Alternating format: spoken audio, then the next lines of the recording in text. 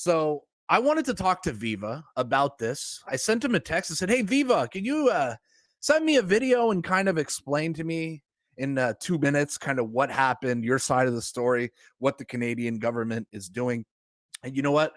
Viva was so nice that he said, "No problem." I said no problem. He recorded a video for the pleb's audience I and did. the pleb while he was driving his car. My wife recorded it. That's how awesome of a guy Viva is. He sent me a video to explain what happened with this Canadian Army turning off the comments while he was driving. Okay, that's a good. I had my hands on the wheel. Clip. Let's see what Viva has to say about this whole situation with the Canadian Army. All right, Viva Fry, what happened? What happened with this week? You explain to me what happened, Viva. That's me right there. That's me. On March 31st, 2023, the Canadian Army, through their verified Twitter account, put out a tweet. This happened on Transgender Visibility Day. I don't know if it's yet an official federal recognized day, but whatever.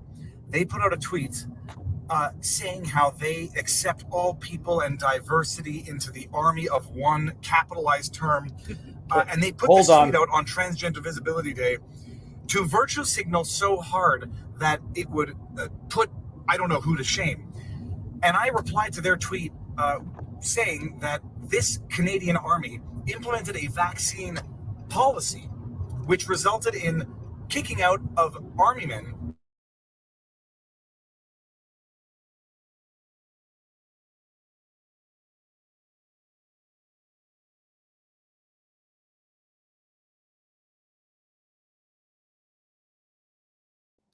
Hold on. We're coming back. Okay, I think we're back now. I'm going to tether off my phone. Some people were saying that the internet was slow. Let me know now, people. Is the internet faster, better now? Wax on, wax off. Everybody's smooth? Frozen? Hold on. It was frozen a second ago. Are we back to live? Oy vey, Dr. Vrey. That doesn't help. Frozen. 10-2. You froze. Late, but here. I'm going to refresh. Give me a second. You're back? I'm back. Good. Okay, better. Yeah, I see two little things here. Okay, we're going to leave it tethering off the phone. I've mangled this intro. This is Pleb the truck driver. He's got his own YouTube channel. I linked it here. I sent him a video while we were driving yesterday. I did not record the... Let me wait for the punchline. Okay, I'm telling him what happened with the Canadian Army on Friday. Indigenous Canadians, Latino Canadians, while they purport to preach tolerance, then apparently they got ratioed so bad they restricted replies on their initial shameful. I'll show you the evidence. And then worse still, the Canadian Army official Twitter handle started hiding replies from Canadian citizens, tax-paying Canadian citizens. I'm talking about myself here. They started hiding our replies so that other Canadians and the rest of the world could not see replies from Canadian citizens whose tax dollars pay the Canadian Army. In response to their idiotic tweet, you seem to have weaponized the Canadian Army against Canadian citizens and disgraced the Canadian Army at the international scale. Well done. I would take my hands off and slow clap, but 10-2 for safe driving. Thank you. Here's your slow clap, Viva. Thank you, Pleb. Good evening to the East Coast. Good afternoon to the West Coast. The internet might be a little choppy. Not in my home studio. I came down to LA. I guess it was Friday morning. Like travel is no longer fun. It's no longer reliable. We sat on the runway for an hour and a half before the plane even started moving. The pilot hadn't showed up. And we're there. They just lie to you. The pilots, we have another 5-10 minutes. We're just waiting for the pilots to show up. The pilot's not there. Whatever. So I did an interview at PragerU with Melissa Streitz on Friday, which they're going to be releasing soon. It's not like same day type release. A real setup they've got at PragerU. Beautiful building, beautiful studios, an amazing team. They're doing stuff. So I did that Friday, and then had a family thing. So we stayed out here over the weekend. People go to LA voluntarily. Holy cows. I'll tell you what, they may go to LA voluntarily, but they can't leave voluntarily. I say that as a joke. I don't. It's California, geographically speaking, is an absolutely outrageously beautiful state. Politically, however, it's beyond the realm. So I'm out here. We're back home tomorrow, and I'm flipping exhausted. I'm an old man. I sigh and make noises when I get up from chairs. Jet lag destroys me. But for those of you who don't know, what happened last week? I want to say it was a black-pilled week. It certainly was not a white-pill week, but the blacker the black pill that you swallow, the whiter the white pill is going to be in comparison. And there might be a white pill to all of this. What happened last week? I mean, what a time for me to take 2 days to go do something other than daily streaming. I interviewed Libs of TikTok, Chaya Rachik, on Thursday. Then, flew and got to bed like 4:30 in the morning, the equivalent time, East Coast time. Friday. Oh, no, it was Thursday. We're sitting on the plane. And my wife texts me because we weren't able to sit together. We ended up being able to sit together. She texts me, Trump got indicted. I'm like, holy crap. It's not even a Friday afternoon special. Thursday. Trump indicted. Then I get another ping. Douglas Mackey, Ricky Vaughn, the meme maker, convicted on election interference. Then Friday comes around, or was it Thursday? It was Friday. I forget when the days are blending into one another. The Canadian Army puts out a tweet on Trans Visibility Day. I don't know if this is a federal holiday yet, but it's certainly like one of those days that every politician who thinks it's necessary to virtue signal their way into relevance felt the need to tweet about Trans Visibility Day. The Canadian military put out the following tweets. This is the Canadian Army, the official account. I'm just going to go to the original tweet. Canadian Army, checkmark, not the paid subscribe, not the paid blue checkmark, a verified organization, blue checkmark, Canadian Army, puts out this tweet. Today, on the International Transgender Day of Visibility, we reaffirm our commitment to providing an open and inclusive working environment that allows Canadians to serve their country with pride and foster a culture where everyone is free to be their authentic self. I mean, to foster a culture where everyone is free to be their authentic self. Canadian military says this.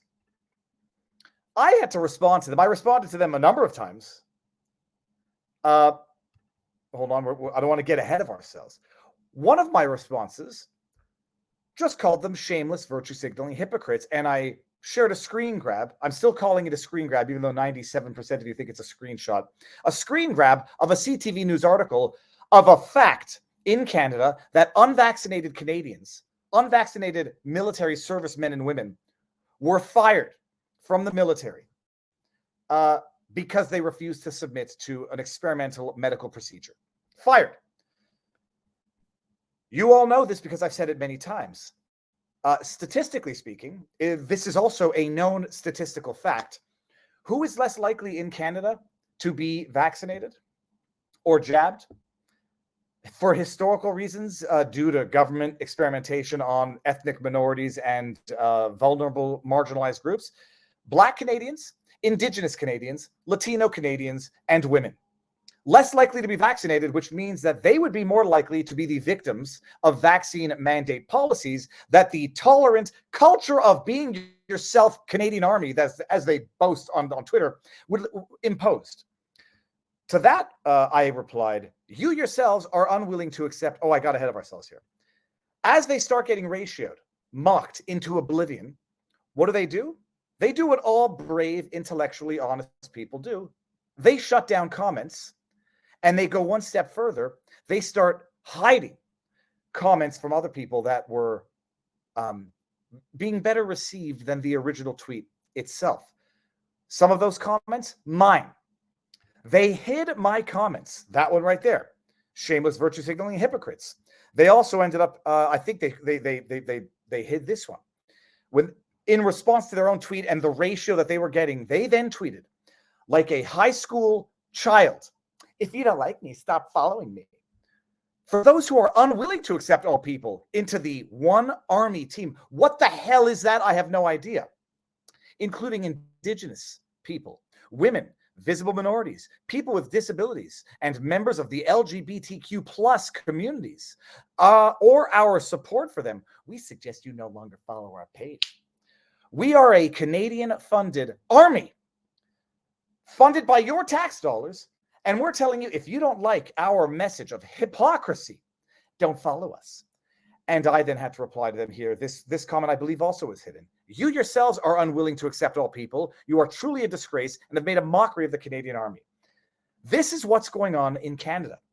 And they've made a mockery of the Canadian Army. They've made a mockery of Canada because you have a government entity implementing policy that is achieving the exact opposite end of that which they are virtuously promoting, touting, and patting themselves on the back for. Oh, we're so tolerant. We are open for all religions, ethnicities, etc. Except you better get the jab, you bigot. And by the way, the people who have to come out and say how tolerant they are, it's the old joke. They when people accuse someone of being racist, and they say, "But I have plenty of black friends, Jewish friends, Muslim friends," and they say, "Oh, that's exactly what a racist says." I'm sorry. An entity that has to come out and boast on social media how tolerant they are, my initial reaction, they are the intolerant bigots. And the Canadian Army proved that, boy howdy, because they implemented a policy which had disparate impacts on blacks, Latinos, indigenous, and women, while they then say, we are open to all. We are open to all who ideologically align with us. And to show how open we are, we're going to come out on Trans Visibility Day and pat ourselves on the back while making an absolute mockery of Canada at the international level. All right, now, super chats, as this one right here, Pasha Moyer. Viva, you think you're old now. Soon you'll be singing Hello Darkness, my old friend. I stood up too fast again. I've got siblings who are in their 50s now. And like, we're all aging together, but like life is life. And it's flipping depressing. I've got siblings in their 50s. Which means, and I feel like I'm a 13-year-old kid. I still feel like I'm wrestling with my brother. Like we would stuff pillows under our shirts and do sumo wrestling in our house. I still feel like that kid. And I'm looking at them, and they're in their 50s. My parents are in their 70s and 80s. It's a little depressing. Now, all that to say, Pasha, thank you for the super chat. Everybody should know standard disclaimers. I see Barnes in the backdrop. I did not mean to bring that up. I did not bring that. Sorry. Not to say, like, sometimes I accidentally bring up comments, which if I bring up a comment, it does not mean I endorse the comment. What was I saying? Standard disclaimers. No medical advice, no election fortification advice, no legal advice. Super chats, like you just saw there. YouTube takes 30%. If you don't like that, we are simultaneously streaming on Rumble. I think this is going to be one of our biggest streams because the week has been a shit show of madness. And I'm sorry to swear. An absolute shit show of madness.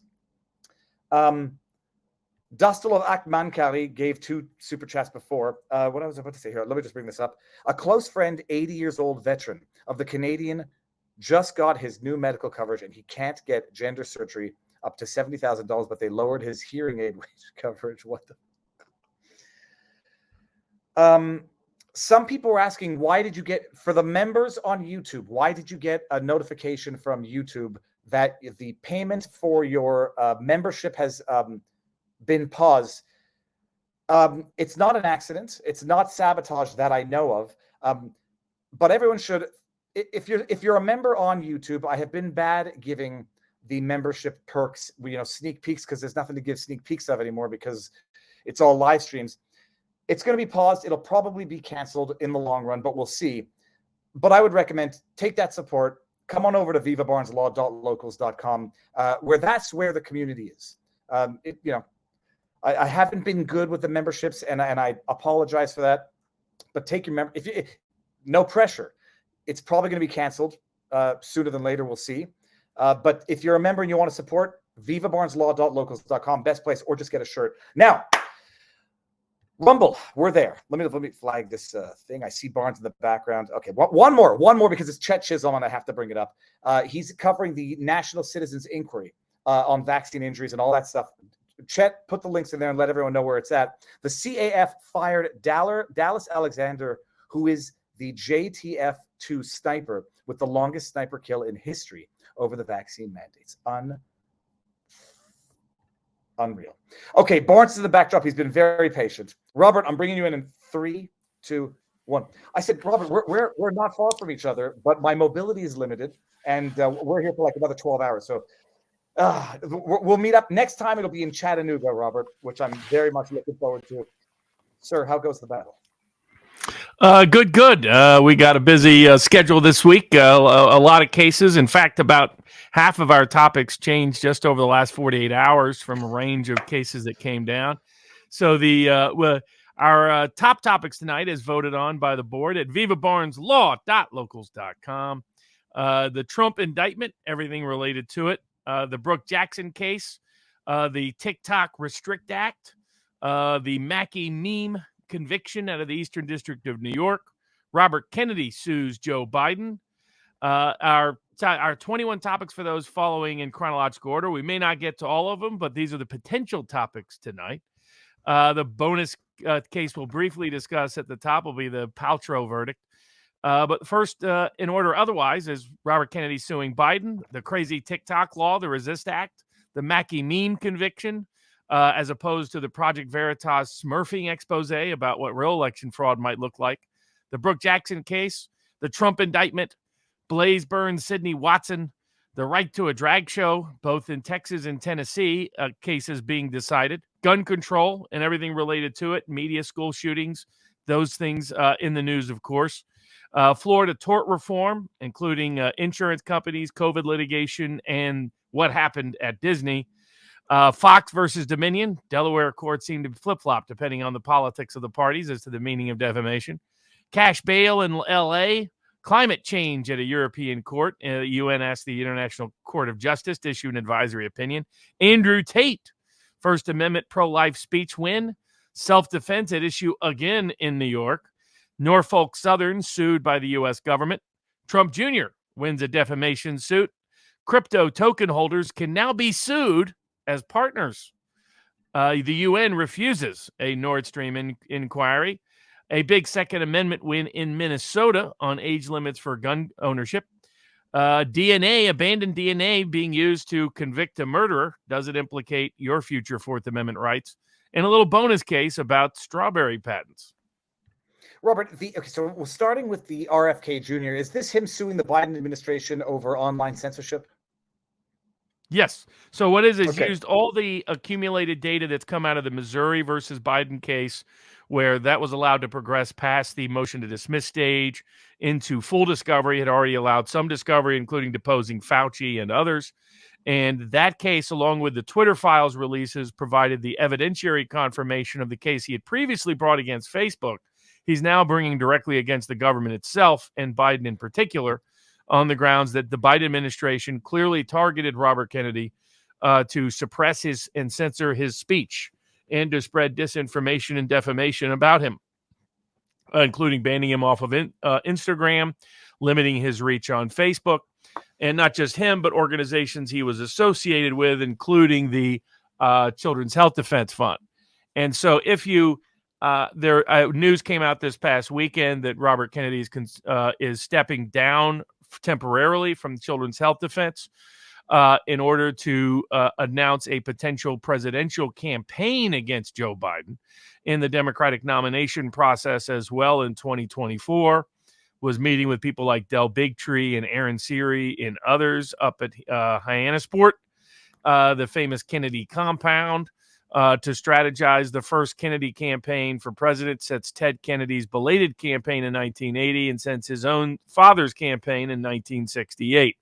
Book behind me is about the role of the deep state, including a particular General Walker, in the assassination of his uncle John Kennedy. Robert Kennedy's on record saying he believes that the deep state, the intelligence apparatus, are responsible for the deaths of his father and his uncle.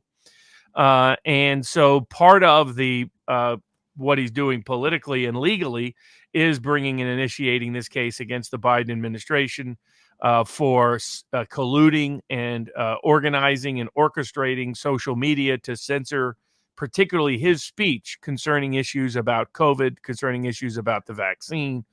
And it is another path-breaking suit, that trail-blazing suit that he has brought, along with the many others he's been co-counsel with me on, and other cases he's brought against media collusion, big tech collusion, the various governmental actions involving the vaccine and COVID. And so this is a continuation of it. So it's a very good, well-brought, well-thought-out suit put together by some of the leading legal minds in the nation that has promise of success, given the recent success of the Missouri versus Biden case. And are they, I presume they're incorporating a lot of the evidence, the new evidence disclosed in the Twitter files, as relates to, for anybody who hasn't seen it, go check out Schellenberger podcast with Joe Rogan, because that's like the most succinct, concise 2.5 hour summary of the weeks of Twitter files. And there's stuff in there that some people missed, I think, from the Twitter files. But the bottom line, they were censoring and they were targeting specific people, the intelligence meeting with social media, infiltrating social media. Jim Baker, who was the FBI counsel, external counsel, whatever, inside Twitter, flagging content that they knew was accurate, but that they feared would promote vaccine hesitancy. Amazing stuff. Has our Speaking RFK, of, it's not, oh, go for it. I would say, well, speaking of big tech censorship, the government's method. So Senator Hawley had proposed methods to restrict the TikTok, the Chinese ownership and their use of TikTok to gather people's private information in the digital space. That was co-opted by other senators who initiated the so-called Restrict Act, which is supposed to be aimed at foreign adversary involvement in monitoring and surveilling and gathering Americans' private information. But it goes much further than that. A law that's supposed to be about China and TikTok, in fact, makes it a crime punishable up to 20 years in federal prison for an American citizen to use certain VPNs or even cryptos if they have even the most tangential connection to someone in China or Russia or whomever the government decides to stick the label foreign adversary on. So Senator Rand Paul this week took action to block the Restrict Act. More people need to be alert and awake that this law is not about China. It's not really about TikTok.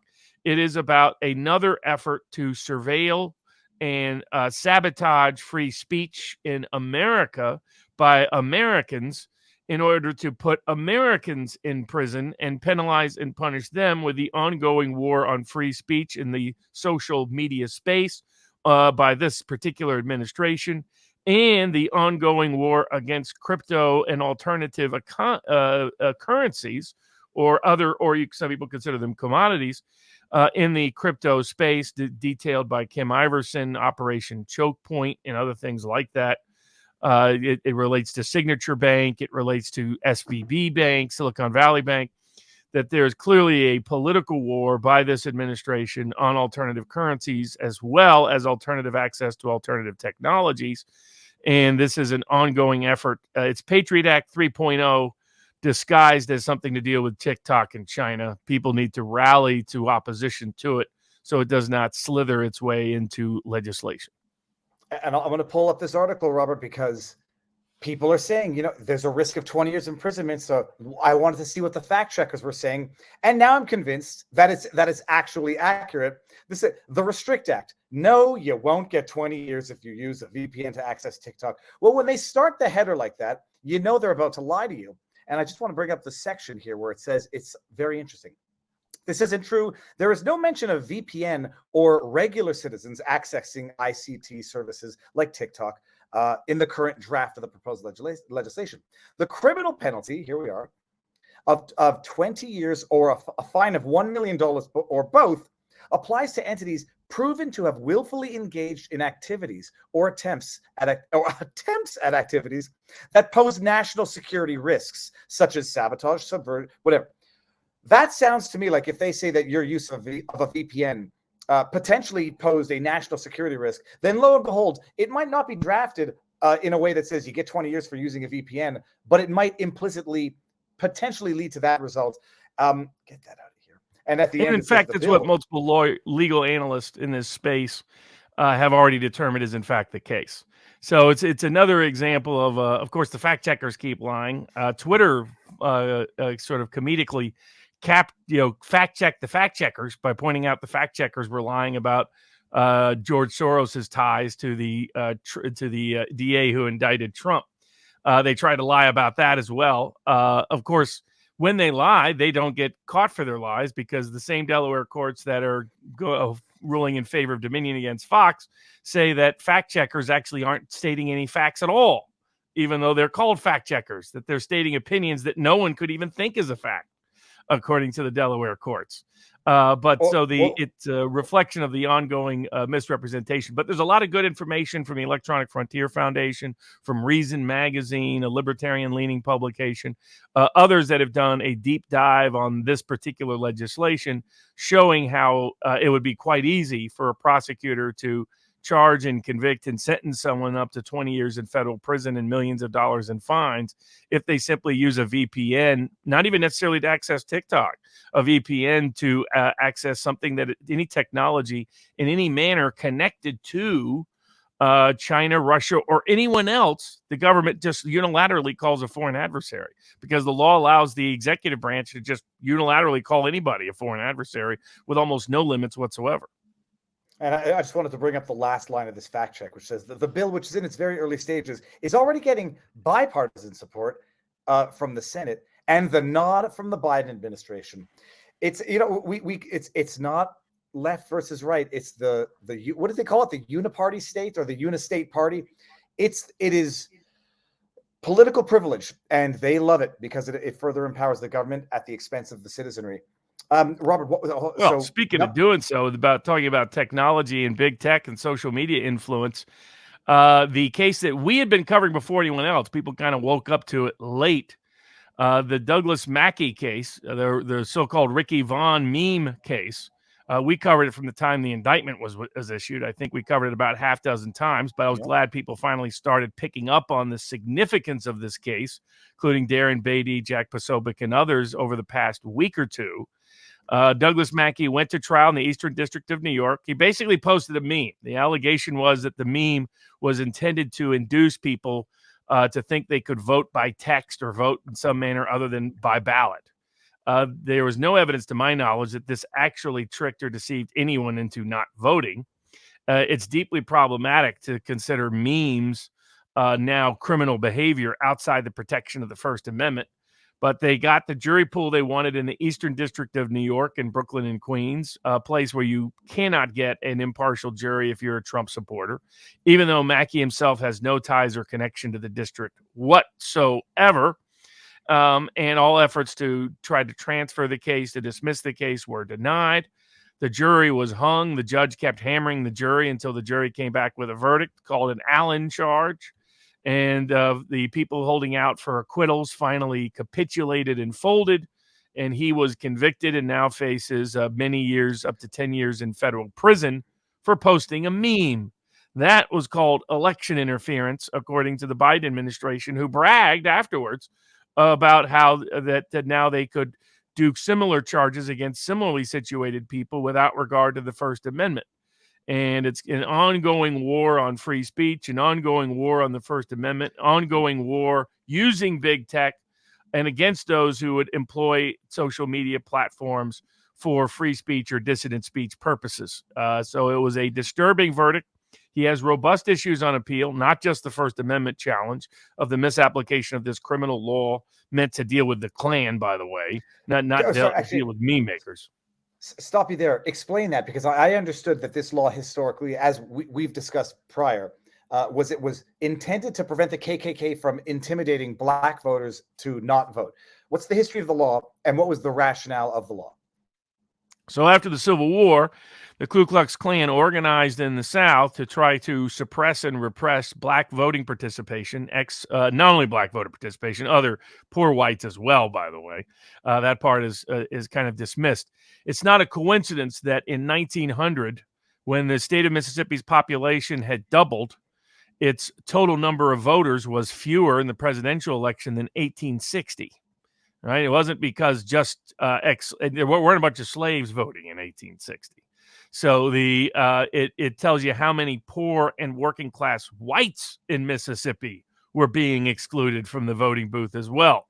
because what happened in the post-Civil War era was there was a populist alignment between small farmers, small merchants, and poor working-class whites and ex-slave voters against the orthodoxies that controlled the Deep South. And they used as their army, much as the left uses Antifa today, they used primarily the Democratic Party, used the Ku Klux Klan to suppress, censor, corrupt the votes portrayed in, the Free State of Jones in the film of Matt McConaughey about a true story in Mississippi. Basically, massive voter suppression of all kinds took place. In order to deal with that, Congress passed the Ku Klux Klan Acts, which is where these laws originate, limiting people from intimidating people, preventing their participation in an election. They have, until this case, never been applied in speech-related context ever.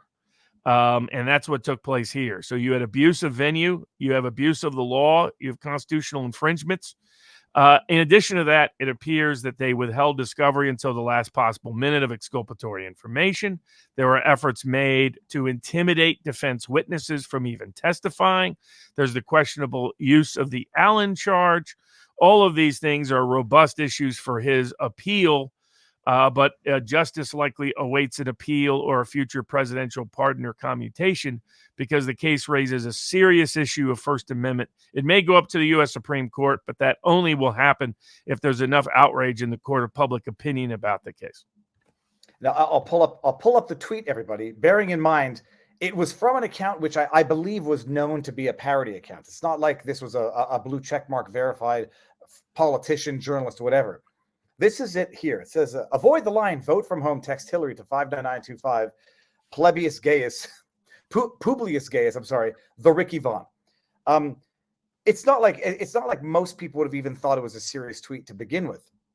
But I couldn't find the other image. Someone in response to one of my tweets said there was a left-wing Democrat troll who did the exact same thing with a tweet urging Republicans to vote on another day or vote. Exact same thing. Maybe differences that make no distinction or distinctions that make no difference, but the exact same thing, not prosecuted, not convicted, even less prosecuted. It's the full throttle weaponization of the prosecutorial system, the justice system, the jury system. And I don't know what the white pill is here, Robert. Like, it has to get to the Supreme Court. In the meantime, set aside the fact that, is he going for sentencing on Monday, I think?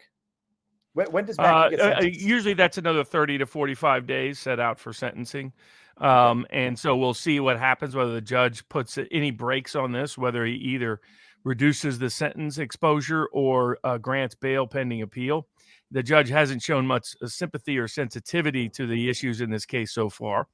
And we'll jump the line of chronological order because it's a natural transition into the other thing happening, not coincidentally, in New York, which is the indictment of Donald John Trump. That is, Robert, a perfect time for us to end on YouTube, people. Head over to Rumble or head over to Locals. I'll post the entire stream on YouTube tomorrow, but we're going to go support the platform that's supporting free speech. Nearly 4,000 people on YouTube. Make your way over to Rumble, people. We're going to end it on YouTube. The link is in the pinned comment in the stream. I'll put it up there in a second. We're going over to Rumble, people, in 3, 2, 1 now. Yeah, Robert. All right, let's if we're trying not to think the world is crumbling around us, I'm told by some people, Viva, you're being dramatic. It's only because you live and breathe this stuff day in and day out that you think it's more serious than it is. It's not a big deal that a former president has been indicted. No one's above the law. And Hunter Biden, I'm sure, is saying that as he points his ill-gotten gun at a camera while smoking hard drugs. There's no downplaying that a Rubicon has been crossed here, Robert. Like, they've indicted a former president on what was at best, even if a misdemeanor charge bumped up to a felony. I don't understand exactly how they did that. That was committed. It's a decade ago, if it was committed. And even if it was committed, was never a crime in the first place. So they have to find the crime of falsifying business records to cover up this hush payment, which itself would never have been illegal. Whereas when Hillary Clinton fudged up, covered up, lied about funding the Steele dossier to leak it to the FBI to then go get unlawful spy. Oh, she paid $8,000 and the DNC paid $135. Trump indicted. Have we crossed a Rubicon? Is it possible to get too outraged over this insanity? Yeah, I'll be discussing the geopolitical fallout from this with the Duran 2 p.m. Eastern on Friday. We'll be doing a deep dive on what this means for the geopolitical side of the equation. From the legal side of the question, it is no question it's historically unprecedented. And the issue has always been constitutionally, what are the limits on state prosecutors or federal prosecutors, for that matter, when it concerns either a former president, current president, or leading presidential candidate? And it's an unresolved issue because nobody has ever indicted a sitting president. No one has ever indicted a former president, and no one has ever indicted a leading presidential candidate before. It's never happened. And the reason is that they didn't want to test the limits of state power in this respect. That was part of the reasons. The additional reason is they respected that it simply looks very bad for one party to be indicting the other party's leading candidate for the presidency. And in fact, it is a common criticism leveled by the State Department of the United States against foreign governments when they do that.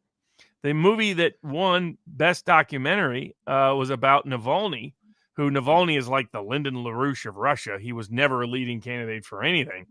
But it won Best Oscar under the pretext that it was terrible that he was ever indicted, even though he was not a former prime minister, never a leading candidate to be prime minister or to be president in Russia.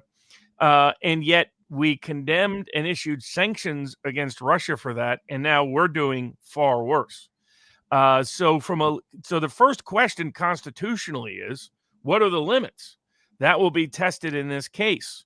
Should the case be stayed pending a potential the resolution of the election, and if until someone is outside the White House? The problem is this: if a local prosecutor can remove their leading party opponent for the presidency through the exercise of their criminal power, prosecutorial power, then this opens the door to ways that it effectively prevents meaningful elections.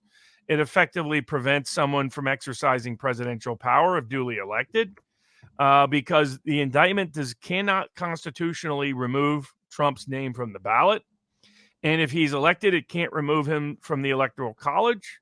It can't remove that Electoral College from its vote being certified in Congress, which is even more so now because of democratic reforms that they have passed that make it even harder to bring such contests. And then the question is, can a state just lock up the president of the United States, the elected president? It has always been assumed that the answer is no, but this case will now test that.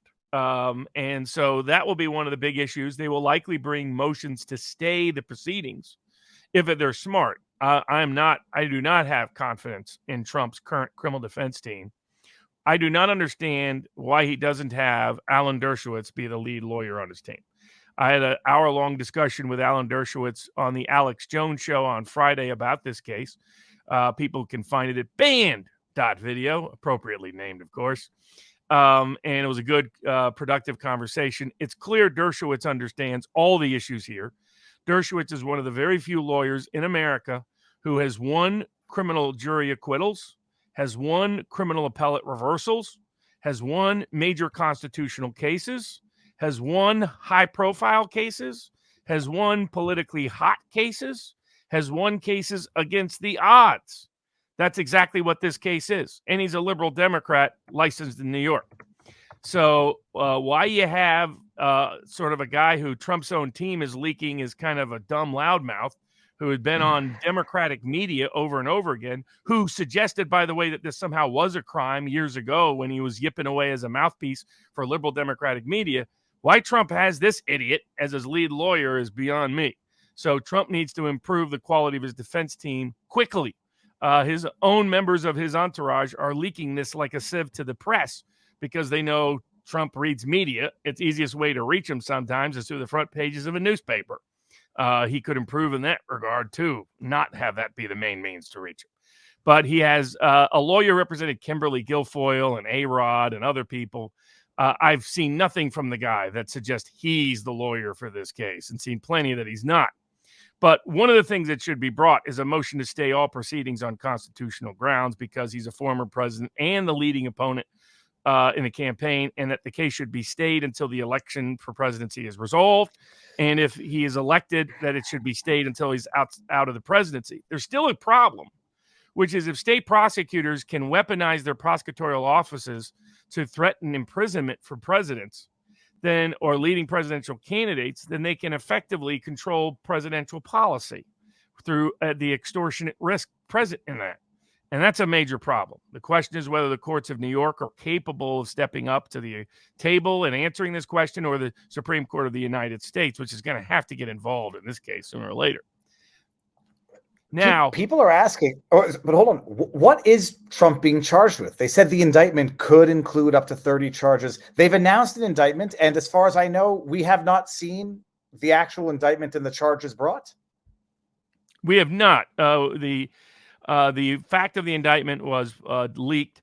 The knowledge that he would be arrested or processed on Tuesday was released, but the CNN claimed there were 34 business fraud charges. The assumption is that these all relate to the Stormy Daniels matter in some way, but it's possible that they reached out to other areas. Based on who they were inquiring with the grand jury, that would come as a surprise, because it appeared that Professor Turley, Jonathan Turley's approach, another liberal Democrat very critical of these proceedings, has said that, that he thinks they've just multiplied the same thing and just tagged on 34 charges to the classic case of over-prosecution. But it did mislead people. I mean, there are people who thought he's being charged with serious business fraud, and that may be the media narrative objective with the structure of the indictment, is to avoid the fact that it appears really just to be a Stormy Daniels-connected case. The next question will be the arrest proceedings. Will Trump be processed? Will they put Trump in jail? Will they try to perp walk Trump? Will they try to publicize the proceedings with video or photography? There apparently is already concern in the New York Police Department that they see this case as openly and overtly political, that they don't see a factual basis for it, that they see it as an abuse of prosecutorial power and abuse of their offices. So they will likely want these proceedings to go the way that they did for my client, Amy Cooper, the so-called misidentified, in my view, Central Park Karen. In that case, they negotiated so that there was no perp walk of any kind. There was no visit to a jail of any kind. The processing took place outside of the media purview. There was no risk to her well-being by putting her anywhere near a jail. And the processing took place, and she ultimately only appeared by video, never in person in court ever. So we're going to find out pretty quickly whether the prosecutors and the courts are going to do this in a manner that's respectful of the president's position, or whether they're going to continue to use this as show theater right out of the gate. Are they going to abuse their arrest power for politicized purposes? Now, the Secret Service defends the president. They will help negotiate this, because they have already made clear it would be a risk to his safety to do anything other than how they recommend the processing work. Again, there's no training on this for the Secret Service, because it's never happened before. In fact, no one has even seriously considered it before, not even in the case of Nixon. Nixon was only pardoned on federal charges. He could have been charged on state charges. Nobody thought of, hey, let's go ahead and prosecute him anyway. That was seen as insane and dangerous to the country and constitutionally dubious. But that'll be the first part. The next part will be, will bail power be misused by the judge? This judge is a political hack who has already expressed continuous bias, not only in favor of the prosecutor's office in general, but a former prosecutor and lifelong government lawyer himself, but a very anti-Trump bias. As Professor Dershowitz noted, that there's every judge in New York knows that the political power is on the Democratic anti-Trump side of the aisle in Manhattan, a 90+% Democratic voting area. And it is highly unlikely he can get an impartial judge or impartial jury.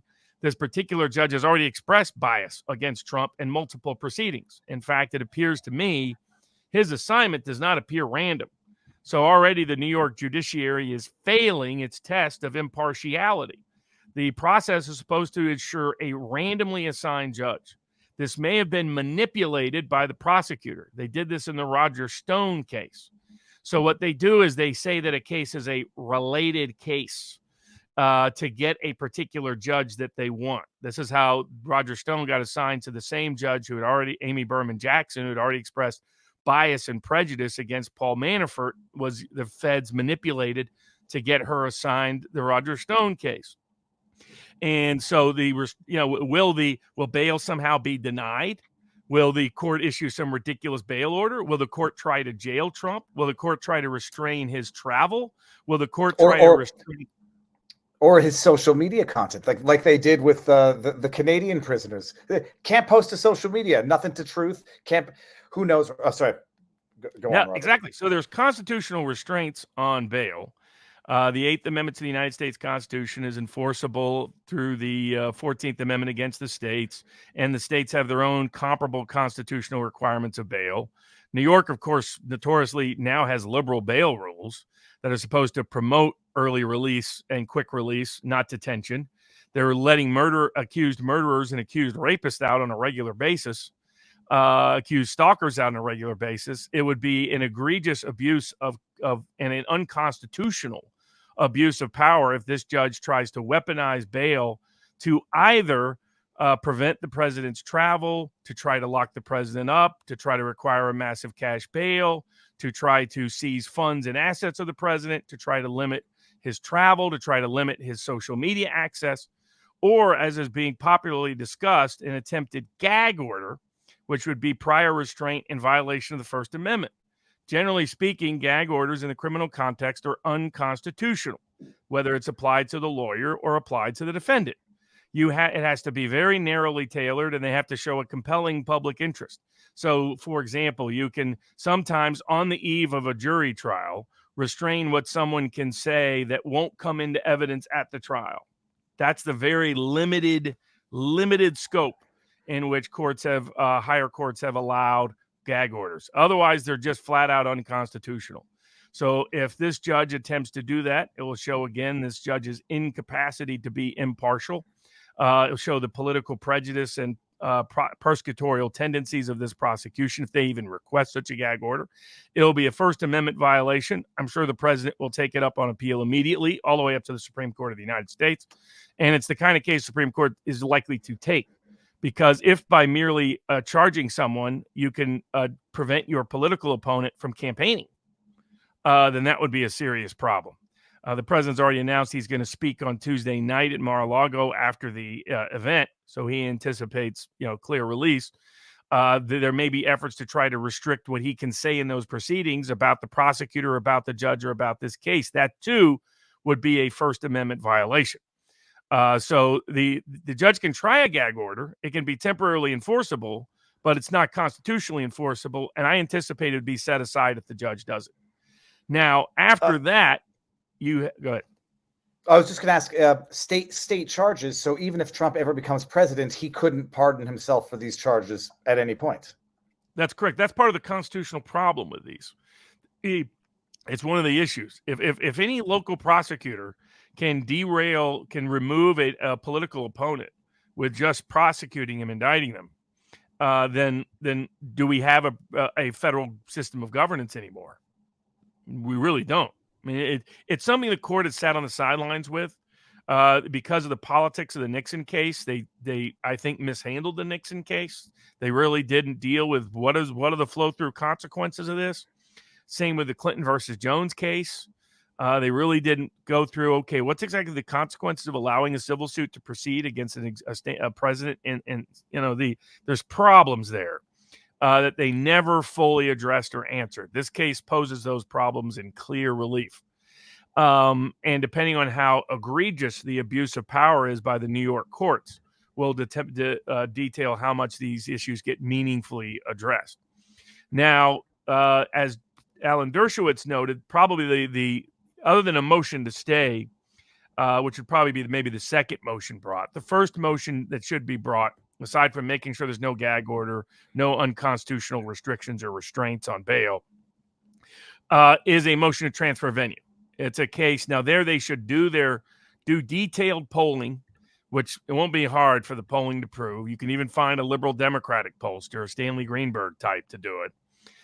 Will show without question that Manhattan is a place that is contaminated with so much Trump hatred, it is impossible to get an impartial verdict. And move the case right within New York, one of two places. You could move it upstate, by the way, which is what's happened in many police shooting cases in New York, famously in the 41 shots case. Or just move it over to Staten Island, where the area is split and where you can actually get a impartial jury. That should be the first motion brought, and that's a motion that under select circumstances you can appeal, and at a minimum preserve your future rights that its denial would set aside any adverse verdict. Then you have motions to dismiss. The motions to dismiss could first be brought on statutory grounds, namely the statute of limitations prohibits the charge. They're going to try to argue, based on bad New York law, that being outside of the state tolls the statute of limitations. That makes no sense.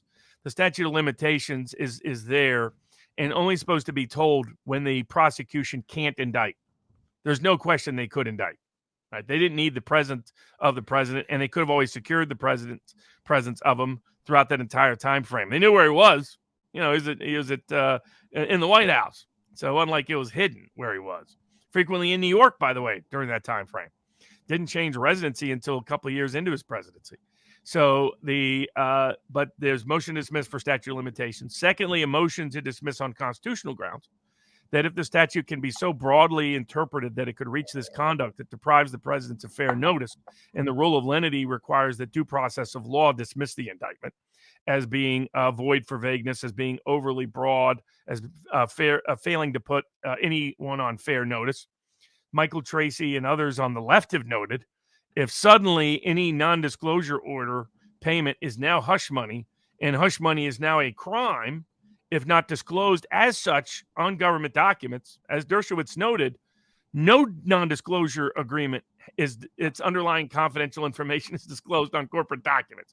This makes every non-disclosure agreement's actual legal enforcement by a business or individual a crime in the state of New York. It basically turns settlement agreements potentially into crimes. Settlement agreements are, we want no one to know about it. It's a resolution of a dispute amicably, and you can't talk about it. Criminalizing peaceful resolutions of disputes, it's beautiful. Then I think there's additional grounds to dismiss. If the statute of limitations can be interpreted in this vague way, then it's a violation of the Constitution. If a state has the power to derail a political opponent in this manner for the presidency of the United States, then I believe it violates the separation of powers that is established between the federal and state governments under the Constitution, though a motion to stay would achieve the same objective. And there may be additional motions to dismiss based on probable perjury before the grand jury, probable misinterpretation of the law to the grand jury. Both of those are grand jury conduct that is enforceable through dismissal. They can preserve the right to claim that exculpatory evidence not presented is such. Right now, the Supreme Court has said that's not a violation of the grand jury clause, but that was over a very controversial split decision that should be preserved by challenging it and contesting it here. Then you have motions for discovery that can take place as to what really took place throughout the proceedings. Was the grand jury an impartial grand jury? What was presented to the grand jury? What other evidence exists that exculpates? Again, internal memorandum will probably show that the New York prosecutor's office previously determined this was not a legitimate prosecution, that there was not a factual or legal basis to do so. Motions to dismiss on selective prosecution grounds in violation of the First and 14th Amendment.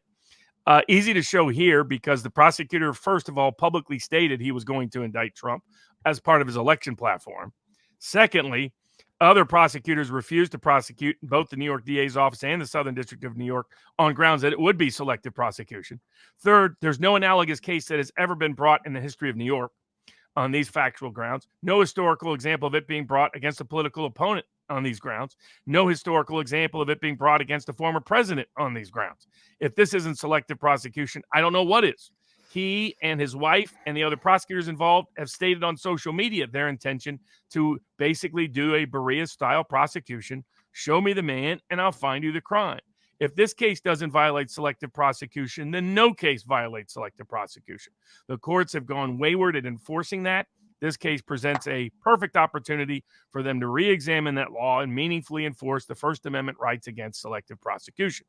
In terms of the timing of the case, and obviously this would be a very important jury selection case in terms of voir dire, written questionnaires, meaningful inquiries into areas of prejudice and bias.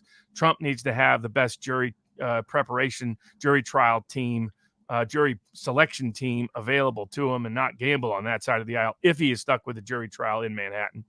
But in terms of the timing of the case, Dershowitz agreed with me that it is unlikely to be tried before until we're right in the middle of the elections. And if the court is conscientious, it will postpone any trial until after the election. But we'll find out very quickly whether this court is conscientious or just another political hack on the court. And so it will be, this is an extraordinary case presenting extraordinary risk, but it will present also extraordinary opportunity for the American people to be educated on the deep problems in our criminal justice process that will be exposed once again by this wayward rogue prosecution of the president, who President Trump is constitutionally innocent, legally innocent, and factually innocent. He's constitutionally innocent because this is selective prosecution, violation of the constitutional principles in a law that's being over-applied and a statute of limitations that's not being applied, to which he had a fair notice right to be enforced. Second, he's legally innocent because what they're going to describe is not a crime, because if settlement agreements are a crime, then everybody belongs in prison that's ever done one. If non-disclosure agreements are a crime, 90% of businessmen and celebrities now belong in federal prison. If funding your own campaign is a crime, then that violates the First Amendment by itself. And then he's factually innocent because the only witness that we know of testifying against him is an admitted perjurer, an admitted fraudster, who's now being sued by Alan Dershowitz for defaming and libeling him just 2 days ago. So this is a disbarred, discredited, disreputable lawyer who has a long history of fraud, corruption, and deception, whose own public statements by his own counsel who he released to make these statements directly contradicts the sworn testimony apparently now before the grand jury. And this is the only witness they have to testify as to the substantive merits of the case against Trump. So Trump is constitutionally innocent, legally innocent, factually innocent. It is a dangerous, perilous case that has crossed a Rubicon of American constitutional law, but it's an opportunity for more American people to be educated about the problems in our criminal justice process, for Americans to rally to Trump support and the defense of the Constitution, and hopefully in the end, there will. My prediction: Donald Trump won't serve a single day in jail for this utter nonsense. But a lot of deep state, complicit, corrupt actors that are responsible for this will suffer political and, I believe, ultimately legal consequences down the road. Well, you put out the meme. First of all, I think they're going to try to get their perp walk, their shame photo, because that's what the frothing at the mouth crowd wants. You put out a tweet that, likened it to Martin Luther King. He was they've tried to put people in jail before.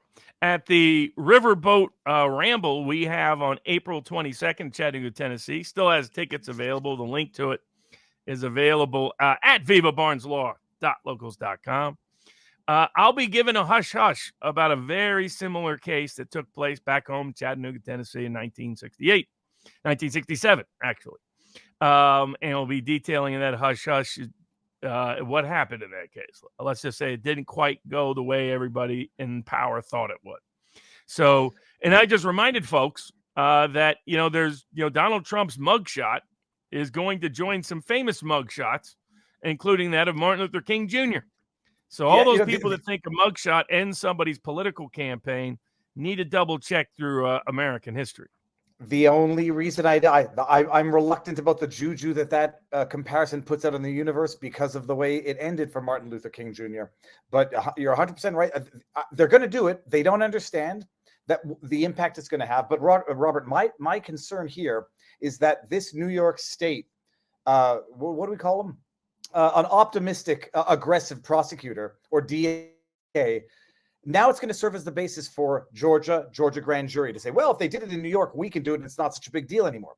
In D.C. for insurrection, but voter interference or whatever they want to call it in Georgia. This is just the precursor justification. So other, not rogue, but activist grand juries can convict or indict on other charges in other states. And now they can say, look at all of these. We're going to get lucky on one of these. But I mean, I see it just going down as now serving as the basis. They've got the ball rolling, and they're just going to use this as the pretext for further indictments. The issue is, I think they resurrected this case because they had weakness in those other cases. So Mar-a-Lago case was falling apart because of Joe Biden's problems. They're trying to resurrect it now as recast it as an obstruction of justice case rather than a classified documents case. I don't think that will have as much success as they want.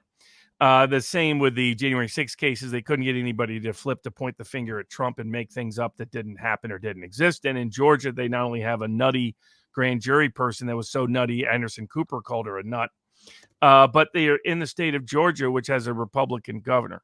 So in each of those jurisdictions, they have issues either with the facts or with the law or both.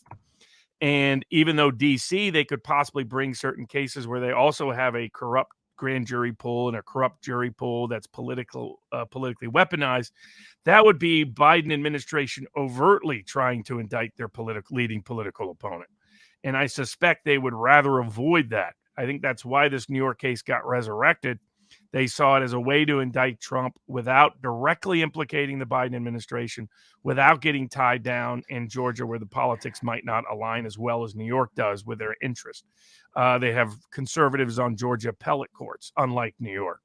So they have conservatives, not many, but still some on the D.C. Court of Appeals, which presents issues. So I think they chose New York because they had more political control of the courts, more political control or comparable political control of the jurors and the grand juries. And they had a prosecution one step removed from the Biden administration. And so I think that it's less likely rather than more likely that they bring charges in other cases in other places. I think they would not have brought this New York case if the New York prosecutor thought someone else was going to bring charges. There's risk of a cascading effect of a piling on, but that will look like exactly what it is, and then it will directly implicate the Biden administration. And then what happens if some court in that other jurisdiction says constitutionally you can't do this? All of a sudden now the New York courts are brought under great pressure. They want New York courts to have a monopoly on this case. And the only way they can maintain the monopoly on this case is to not have any other judge or any other jury pool or any other governor have power over the case. Okay, this is it. Now, I'm making a prediction that disagrees with your assessment right here, although I will defer to your better judgment. I still think they are trying to create the cascading effect. And hey, if they get Trump on the classified documents, it'll be an indirect victory anyhow. They get to then take out Joe Biden for 2024 and get to replace him with Gavin Newsom. They say, look, what's good for the goose is good for the gander. We're a party of justice. We went after Trump. Now we're going to go after Joe Biden because we want to get him out for 2024, and we need to give him a way to get out. And I had one other reason why I thought they were going to do this. I forget the third one. But I think that's what's going to happen, even though I appreciate what you're saying, but I'll make a different prediction. Robert, do we have any more on Trump? We'll see. They run political risk with all those other cases that they can avoid if they keep this one in New York. But I think they felt pressure to bring the case in New York. I think there's people who believe the only way they could get DeSantis to run is by indicting Trump and convincing DeSantis that Trump was going to be effectively neutered in 2024. We're already seeing from the public opinion polling that this is backfiring in the court of public opinion. So at least in the court of public opinion, there's been a rallying effect to Trump. He now has a massive lead, according to every meaningful poll. In the polls in the Republican primary, his lead over Biden has increased rather than decreased in the general election. And almost half of Democrats think that this is a bad prosecution. And over 70% of independent voters say that this is about politics, not about law, that oppose the prosecution. This is just a major overreach by sort of deep state connected and deep state allied actors and the Democratic Party to try to take out their leading political opponent that will go down in shame in American legal history and be used against America globally moving forward. We will never be able to criticize another government for doing what we just did. That I think is the best point of this all is it like what Justin Trudeau did in Canada. It's not an accident that when our leaders here lose the moral authority to govern, lose the moral authority to lecture other dictators feel empowered to do what they want to do, and then to thumb their nose and say, who the hell are you to lecture me? Trudeau, Biden, you guys live in a banana republic there as well. Robert, I want to bring up a bunch of super Rumble rants because I saw one from Chris Pavlovsky himself, and it's an important message that we should read. Let me get to a few of these because there is a new thing here, people.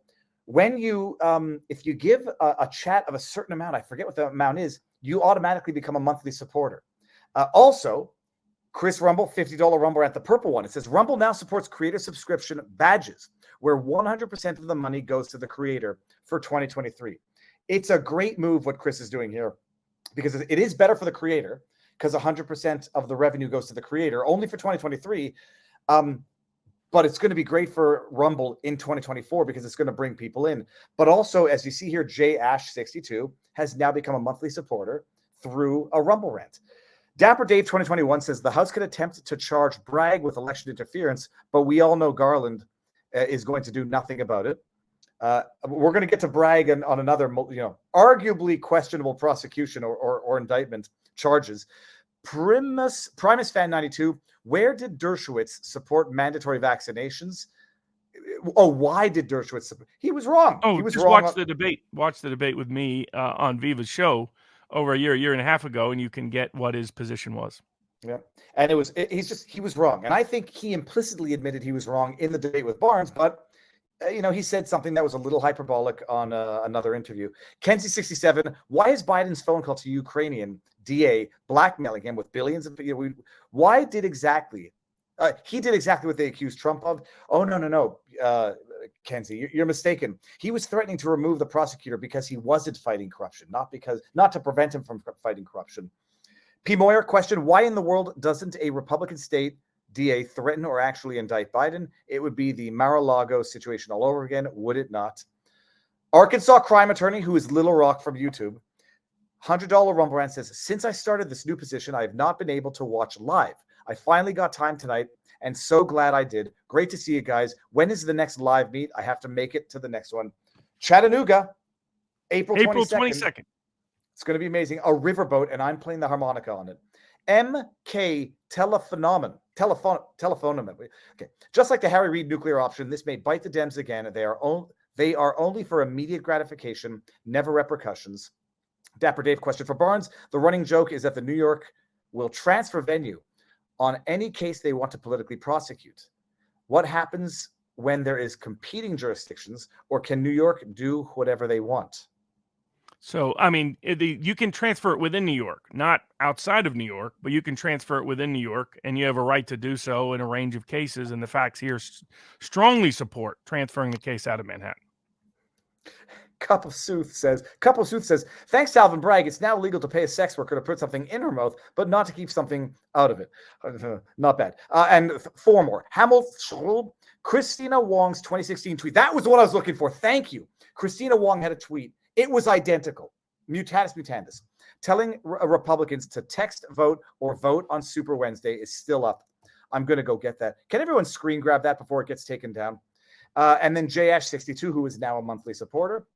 Viva, can you and Barnes do a sidebar with Governor Rod Blagojevich of Illinois, who was wrongly accused? I would love to. I need to refresh my memory as to Blagojevich's conviction and pardon. And we got the ch in Chayarechik is not pronounced the same as chom. Okay, thanks. And then we got to Deltaros. As a disabled person myself, I can honestly say disabled people placed in the military. Deltaros, I'll disagree with that. There are functions for people who have various levels of capabilities, and there are plenty of positions that need to be filled and that don't have to be filled with able-bodied people. So I disagree with that in theory, in principle. But thank you for the support. All right, Robert, I don't know if it's on the menu, but while we're on the subject of corrupt Soros-funded Alvin Bragg district attorney, he's made another massive gaffe with this incident. I don't know if you heard about it. A parking attendant or someone working in a parking lot spots a criminal going from door to door of these cars, looking in these cars. He confronts him and asks him what's in his bag because he thinks he's been stealing. The guy pulls out a gun, shoots the parking lot worker in the somewhere not fatal. The guy wrestles the gun from the man who just shot him. Oh, it grazed his ear too. The guy wrestles the gun from the man who just shot him, shoots him in the chest, and apparently DA Alvin Bragg is pressing charges of attempted murder against the guy who was fired upon by the criminal. Robert, I mean, make it make sense. Was the guy running away and he's no longer a risk and the guy's angry and says, now I'm going to kill you, ha ha ha, and shoots him? Like, I don't know if you know any more details about the story than that. No, I mean, and this is the same prosecutor who's let actual murderers and rapists and stalkers walk. So it's an ongoing attempt that if you use self-defense, that's the one time that this prosecutor will indict you. Otherwise, he only indicts his political opponents. And by the way, Soros did put $1 million behind his campaign. It was done indirectly through money to a PAC and turn around and endorsed Alvin Bragg and then supported him. But there's no dispute. Soros has bragged about supporting Bragg. So there's no illusion about that, despite what the media may lie to you about him. So this is definitely a deep state coordinated hit. And this is what George Soros style prosecutions look like. Real criminals walk. Innocent people get prosecuted for either self-defense or being his political opponent. And it is deeply, deeply disturbing to witness what is taking place in live time in New York. Now, DeSantis finally came around to saying what I said he should say from the get-go. Politically blew the opportunity at the big inception to say he would not use extradition laws to extradite Trump to New York. He waited until the indictment came down, and there was a lot of political blowback on his prior kind of non-statement. And now says, well, yes, in fact, we will not use our extradition powers to send Trump to New York. It's not necessarily in Trump's interest, however, to benefit from that. If Trump were to try to do so, then one, he couldn't travel the country to campaign. Two, it could be used against him for denial of bail. Three, they can still go through the federal courts process and probably get federal judicial process to extradite Trump anyway. The point we are making about Trump, DeSantis exercising this power is establishing the policy precedent, and it's simply being good politics, precisely because it likely would have no consequences of any significance. Some of DeSantis's people are now saying that Trump should take DeSantis up on it and challenge that whole process. That's not in Trump's interest, legal interest to do so. But I'm glad DeSantis finally made the point that, yes, indeed, what I said from the get-go was correct. Some people said I was making it up. He does have the constitutional authority to object to any use of Florida extradition laws when there's been extraordinary constitutional violations in the process of prosecution. There's federal law that can challenge that, full faith and credit clause and extradition clauses, et cetera, that make it difficult to win that in court, but at least try it. And I'm glad he at least laid out some basis to do so, but it is unlikely it will ever be utilized or enforced. Well, you were right on that. And you were also right, or other people were wrong on that Trump was lying about the indictment as a fundraising thing. But we don't need to pick on them for that. I want to pick on Nancy Pelosi for her wildly, overtly, openly shameless communist take on all of this, literal communist take. The grand jury, I thought it was a fake tweet when I first saw it. I did the screen grab, so I know it's real. The grand jury has acted upon the facts and the law. No one is above the law except for Hunter Biden and Joe Biden. But forget that. And everyone has the right to a trial to prove innocence. Robert, you have a right to a trial to prove your innocence. That is literally guilty until proven innocent. It's literally what I've been listening to in Michael Malice's book, The White Pill, how communist regimes, fascist regimes throughout history have just paraded their guilty around, and you can never prove innocence when there's a presumption of guilt. She may that be emblazoned on her portrait at the White House. You'll have your trial to prove your innocence, comrade. Robert, what's next on the list? If we have nothing more on that. Well, it's sort of another sort of black pill throughout the week of legal news. The Brooke Jackson case, the federal district court dismissed the claim against Pfizer, is not allowing it to go forward to discovery or to a trial by jury. Also dismissed her retaliation claim, but on the retaliation claim implicitly allowed potential amendment by dismissing it without prejudice, as opposed to the claim against Pfizer he dismissed with prejudice without any opportunity to amend in the case. Now, from a tactical perspective, this was both expected, this outcome, and I'll get into why, but also not entirely undesirable, and I'll explain why that is, which is that I had come to the conclusion that the Biden administration, had this case been allowed to proceed by the judge, would have intervened in the case formally and exercised its plenary power to dismiss it with prejudice itself. That we could do pretty much nothing to resist, and it would have ended the case, no right to appeal, effectively nothing. Now, the Justice Department didn't want to do that, in my view, because of contradicting its own position for the first year of the case, and because it would make the Biden administration damage the Biden administration that it did so directly, and it would set a policy precedent they wouldn't like. So they were hopeful with their statement of interest that they filed that the judge would take care of their business for them without further political embarrassment. But by choosing that path, it does give us the right to appeal. And by the time this case goes up and down to the United States Supreme Court, I anticipate it will, a different administration will be in power. Now, it might be the same administration after re-election, but there's at least a chance, unlike there would have been otherwise, that it's a new administration. And my guess is that it is, and that new administration can then choose to intervene, join the case, and allow it to march forward. So from a tactical perspective, this actually is not to the Pfizer's best interest long haul, given what I think the Biden administration was planning on doing anyway.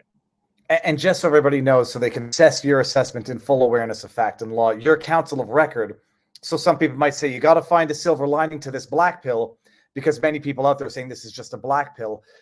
It's a very, very interesting interpretation, because as far as a game of chess goes, it certainly can play out that way. Imagine that. I have no doubt, given, they made an unprecedented statement of interest. There was no way this Biden administration was going to allow this case to discovery. That was very, very clear. So they just didn't want their hands dirty in an obvious way. And they made a tactical choice that now gives us the right to appeal, that gives us the right to the Supreme Court, which we wouldn't have had otherwise. And it means that if there's a change in administrations, then there can be a change in Justice Department policy, including intervention. Now, to the broader overview of the case, in terms of, for those that may not be fully aware of it, Brooke Jackson is a clinical trial observer whose job is to make sure they comply with clinical trial rules. And these clinical trial rules exist for a purpose. That purpose is the way we have assurances that a particular drug is safe, is effective, and serves its purposes that it is prescribed for, is the clinical trial rules that must govern. That means that it's a randomized trial. That means it's a blinded trial. That means it's a placebo utilized trial. And then a range of other rules to monitor baseline information, to see to monitor adverse events, to report those events, and have other rules for safety and efficacy designed to assure us that, in fact, that this drug is safe and effective. If you don't have a clinical trial that meets those rules, then you don't have any confidence that the drug is either safe or effective. She was retained by Ventavia, a subcontractor of Pfizer, for the COVID clinical stage 3 COVID-19 vaccine clinical trials in Texas. She witnessed multiple locations and what was taking place. And in several weeks, she saw the most egregious violations of both safety and efficacy she had ever witnessed, or anyone had ever witnessed, in an American clinical trial. She reported it all the way up the administrative food chain within the offices. The office admitted, her supervisors admitted, that it was so bad that they couldn't fix it, that they were operating at such speed that there was no way they could comply with the rules. They were paying people under the table to come in, so it was unblinded.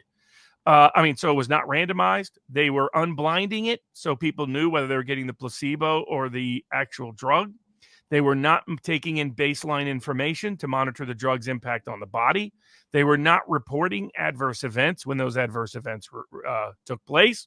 So they doctored the data. They fabricated and falsified invoices and documents to Pfizer, to the federal government, in order to certify compliance with the rules required under the contract to get billions of dollars of money for Pfizer, of which a substantial portion went to Ventavia. When she realized nothing was going to be changed at the clinical trials, she reported it to the Food and Drug Administration. The same day that happened, somehow Pfizer found out, and Ventavia fired her, and Pfizer's lawyer was calling her personal cell phone. She filed suit and reported it to the federal government in the fall of 2020.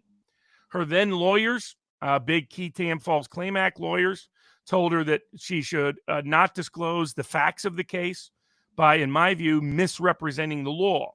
The law of the False Claims Act is that you are, in fact, entitled to disclose the facts of the case. You can't disclose the existence of the case if it's been sealed, but the seal doesn't apply to the underlying facts of the case. And the seal is there to benefit the government, not the defendant. The seal is there to ensure investigation, not to prevent investigation. So, but they misled her for a year into thinking she couldn't disclose or discuss the case. She was assured through the process by her lawyers, by the government, that they were taking meaningful investigative action and that remedy was right around the corner. It appears to me that both her former lawyers and the government conspired and colluded to keep this information secret from the American people during a critical time frame in which this may have derailed the entire vaccine from the beginning. She, recognizing the issues, reached out to additional counsel. Her husband's a fan of Eva Barnes, law.locals.com, where everybody is above average, like Garrison Keillor's Lake Wobegon. Reached out to me, substituted in new counsel. She disclosed the facts of the case, not the case itself, to the British Medical Journal. They independently investigated, independently vetted, and ultimately independently vouched for every allegation she made, the documentary proof she had in support of it, the medical significance and seriousness of it, and published their reports that went viral throughout Europe. And the American institutional press tried to suppress here, but ultimately spread throughout the independent media here. Pfizer brought a motion to dismiss the case and asked the judge to prevent all discovery while the motion to dismiss was pending. The judge granted that motion, and I referred to the judge's decision as a wuss decision. The judge was critical of me for saying that, thinking I was calling into question his integrity. I was not. I was saying he's a coward. And that's what this decision was. It was a coward decision. It was a cowardly decision by a cowardly judge who should be ashamed of himself. If you read the decision, it reads like it reads in contradiction. You read the beginning of the decision and you think it's going to rule in your favor. My guess, and it's just speculation, the judge wrote an opinion more consistent with his oral argument that denied the motion to dismiss. And then midway through, got cold feet, decided to play the Tin Man from The Wizard of Oz, and was too scared, as Charles Barkley would say, is too scared to take on the U.S. government and Pfizer combined in the biggest public health scandal of $1 trillion of damages, as was detailed with our sidebar last week with Edward Dowd. Sidebar this Tuesday, by the way, is with the one and only Kari Lake. So we're on a good roll. What time is that, Robert? It will be 7 p.m. Eastern on Tuesday night with Kari Lake. 7 p.m. On Tuesday, not Wednesday this week. Yeah, well, okay. One night early to accommodate her schedule. So, Fantastic. But as Edward Dowd documented, and this is why we're on Rumble, literally billions and billions and likely trillions of dollars in damages to the economy globally from the disabilities and deaths this vaccine has caused, this so-called vaccine has caused. And so the judge ultimately dismissed on contradictory conflicting claims. In those 1 minute, it's one thing, then it's another excuse, then it's another excuse, purely technical excuse. Contrary to some suggestions, it is not the loony theory being supported by that Sasha lady and others. It is not a claim that the Trump administration deliberately created a bioweapon to kill everybody. That is not what the judge dismissed. The judge dismissed hyper-focusing on technicalities and interpreting the contract in a way that directly contradicted the judge's own statements at the oral argument. So effectively, the judge dismissed on grounds that even if Pfizer committed all of this fraud, the fraud was on the American people, not on the taxpayers, because the fraud happened after they signed the contract, and because the contract's only condition, explicit or express condition in the judge's view, was that it be approved by the FDA. And since the FDA had not revoked approval, there was not yet fraud on the government, even if there was fraud on the American people. Of course, the problem with that is it is refuted by what the judge himself acknowledged at the hearing, which is the contract's express condition, express and explicit deliverable, was a safe, effective vaccine for the prevention of COVID-19, by which one metric, by which one measurement was FDA authorization. But if, according to the judge, all that other language is surplusage. Now, try to find where the judge says that in the opinion. One sign you know you've won a case is when the core of your argument is never even addressed by the judge. It's a sign the judge knows, or the clerk who probably wrote half of this opinion and can't wait to work for Big Pharma 5 years from now, probably. That's where there's institutional integrity issues. It's not with the court. It's with the clerks who too often know they're working for a big corporation that's going to be serving Big Pharma. It's like congressmen becoming lobbyists. It's like all the FDA people who go work for Big Pharma and cash in on their good work at the FDA. That's where there's a flaw in our system is these clerks are not really being monitored properly for conflicts of interest themselves. We probably need to change the rules there. I don't know if that's the case in this clerk's case. I'm just concerned that that has been too much of a pattern in other cases. But the nature of this ruling ignored the biggest argument being made, which is my argument was that the very essence of the deal, which is what the United States Supreme Court said is the definition, the sine qua non of materiality under the False Claims Act, under qui tam laws, is what was the essence of the bargain. Notably, the judge never talks about that. And there's a reason, because the judge knows he's wrong. The judge knows his opinion is wrong. That's why I call it a cowardly decision. It's a decision that the judge's own failure to deal with the leading argument by us, it tells you the judge knows he can't even address that argument. He can't even answer that argument. By the way, this is not new for me. This has happened in many, many politically tainted cases where courts are afraid to hold power to account. So in that, it's also why, from the very beginning of the case, when I discussed it with Brooke Jackson, my interpretation was that the government and her prior counsel did not plan on meaningfully pursuing the case, that they had actually been keeping her secret and silenced along the way. More and more evidence has developed to support that. Her so-called counsel is a hater of Robert Kennedy on vaccines. So what was he doing even involved in this case? There may be some legal malpractice claims coming because False Claims Act lawyers, who often act like they're in the extortion business rather than the public policy whistleblower business, have, in my view, been lying to their clients about what a seal means in a court proceeding. It applies to the existence of the case, not the underlying facts of the case. That's been adjudicated multiple times. So we'll be looking at that option. But the other aspect here that I said from the get-go internally, it served no purpose to go out and publicize this before the judge had made a ruling. But here's the reality. When the government doesn't join a whistleblower in a whistleblower federal claim, the courts dismiss the case more than 97% of the time. And ask yourself how that's even possible. Now, this is the benefit of Mark Gallanter, who taught sociology and statistics and law in the Law and Action program at the University of Wisconsin Law School, where I got my degree. It's you look at the practical impact of the law and how that may tell you what the real politics or policies behind the law is. Here you have a case where sophisticated qui tam lawyers are bringing these claims. They are more knowledgeable than federal judges on the substance of these claims legally. They are not getting paid. They are risking their future. They're risking their labor and time and upfront cost to pursue the case in the first place, because almost all of them are brought on a contingency basis. They are pursuing these cases despite the lack of government intervention. So how is it they can be wrong more than 97% of the time? Is that the most logical explanation for the court's decisions? Or is it more likely that the courts are biased institutionally?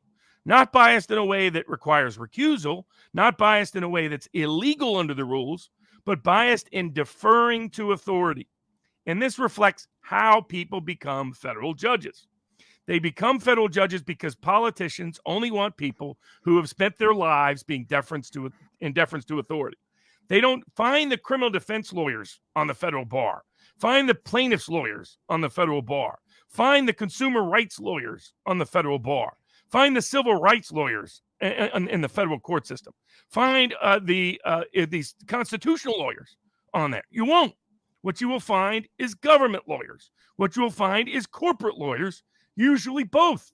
And when you've spent your life, not only that, if you look at their further background, not only have they never represented working class people as a cause on any systematic basis, they don't come from working class backgrounds. Overwhelmingly, they come from multiple generations of professional managerial class power. Part of the problem with our whole system is having a judiciary with gatekeeping control to preclude juries from deciding these cases, in my view, in violation of the Seventh Amendment, because it gives the professional managerial class a monopoly on deciding these disputes and controversies, and they have proven incapable of doing so when it involves challenging institutions of power. And no better evidence of that than the fact that 97% plus of the time, you can predict, without knowing any facts of the case, without knowing any law of the case, you can predict exactly how a federal judge will rule. You could only do that if they're biased. It is compelling evidence of bias and cowardice is what it really is by the federal bench. Now, that will not stop us from proceeding. We will seek to amend. We will seek to appeal. And I'll let you ask some questions. I'll explain why Brooke Jackson has already won in the court of public opinion in just a bit. Okay, well, no, my question's simple. The qui tam dismissed with prejudice, meaning you cannot amend and refile. The wrongful dismissal retaliatory claim without prejudice, meaning you can amend and refile. What's the rationale for dismissing the qui tam with prejudice, meaning that you can't amend and refile? Why? The judge said it would be futile because he considered the FDA's ongoing approval a ultimate block from proceeding with the case. And there's major problems with that, and it contradicts existing law. And so that's why but that was why he'd made that ruling. By contrast, he said there may be other federal laws that can be pursued in the retaliation claim, and there can be additional allegations and accusations that would help substantiate the claim if made. And so that's why amendment was allowed in one case, not another case. Now, to be clear, if this judge had been like a biased judge, a corrupt judge, he would have never granted a 4 or 5 hour hearing. He would have taken pot shots at the whistleblower, taken pot shots at me. He did none of those things. I have no doubt that he believes this is a sincere legal decision. But in my view, it reflects cowardice. And it reflects a cowardice that is a flaw in our federal judiciary that is reflective of their life experience being too limited. And ultimately, this comes back to the politicians. The Senate and the Federal Society types that gatekeep who gets appointed on the right to the bench keep appointing corporate loyalists, keep appointing government loyalists to the bench who just defer to authority, just as this judge did. He deferred to Pfizer. He deferred to the FDA. He deferred to the Defense Department rather than deferring to the American people and the rule of law and the Constitution. And that's where I disagree with him. But yeah, we will pursue the case. But here is where, and we will also use the case to argue Congress, which is already considering changes in the False Claims Act, changes in pharmaceutical immunity, to show this is why we need it. Even in these cases, we can't go forward. Even when we prove that in fact Pfizer's engaged in systematic fraud on the American people, is killing people in mass, disabling people in mass. They promised a safe, effective vaccine for the prevention of COVID-19 explicitly in the contract. They didn't deliver anything that was safe. They didn't deliver anything that was effective. They didn't even deliver a vaccine, and it got nowhere near prevention of COVID-19. If this isn't a fraud case, no case is a fraud case. But it shows the problem of too much pharmaceutical immunity and the need to make these false claims acts more robust to allow private attorney generals to pursue it. But in the same vein, in the court of public opinion, Brooke Jackson has already won because she went public. Since she went public and the world discovered what was happening, her target group was to prevent children from getting this max inoculation. What has happened? This story went global in Europe. Multiple European nations have pulled it from even being recommended for children. And in the United States, more than 90% of parents have refused to use the COVID vaccine on their young children. All kinds of lives were saved because of the actions of Brooke Jackson, because Brooke Jackson went public. So just by that itself, it probably cost Pfizer hundreds of millions of dollars, deservedly so, but more importantly, it saved the lives of millions of people around the globe, and that is thanks to Brooke Jackson. So those people that tell me don't bring these cases, you can't bring these, say the odds are stacked against you, give up, go home, forego, forfeit. The greatest trick the devil ever pulled is convincing people he didn't exist. The greatest trick the system ever pulled is convincing you can't resist. And there's no better example of that than Brooke Jackson, whose brave and bold actions saved lives. That's why you fight these cases, no matter the odds, no matter how many Goliaths are on the other side. And all you are is David with a few stones, because sometimes those few stones save lives. And Brooke Jackson saved lives. Fantastic, Robert. And someone just sent me an email with an update.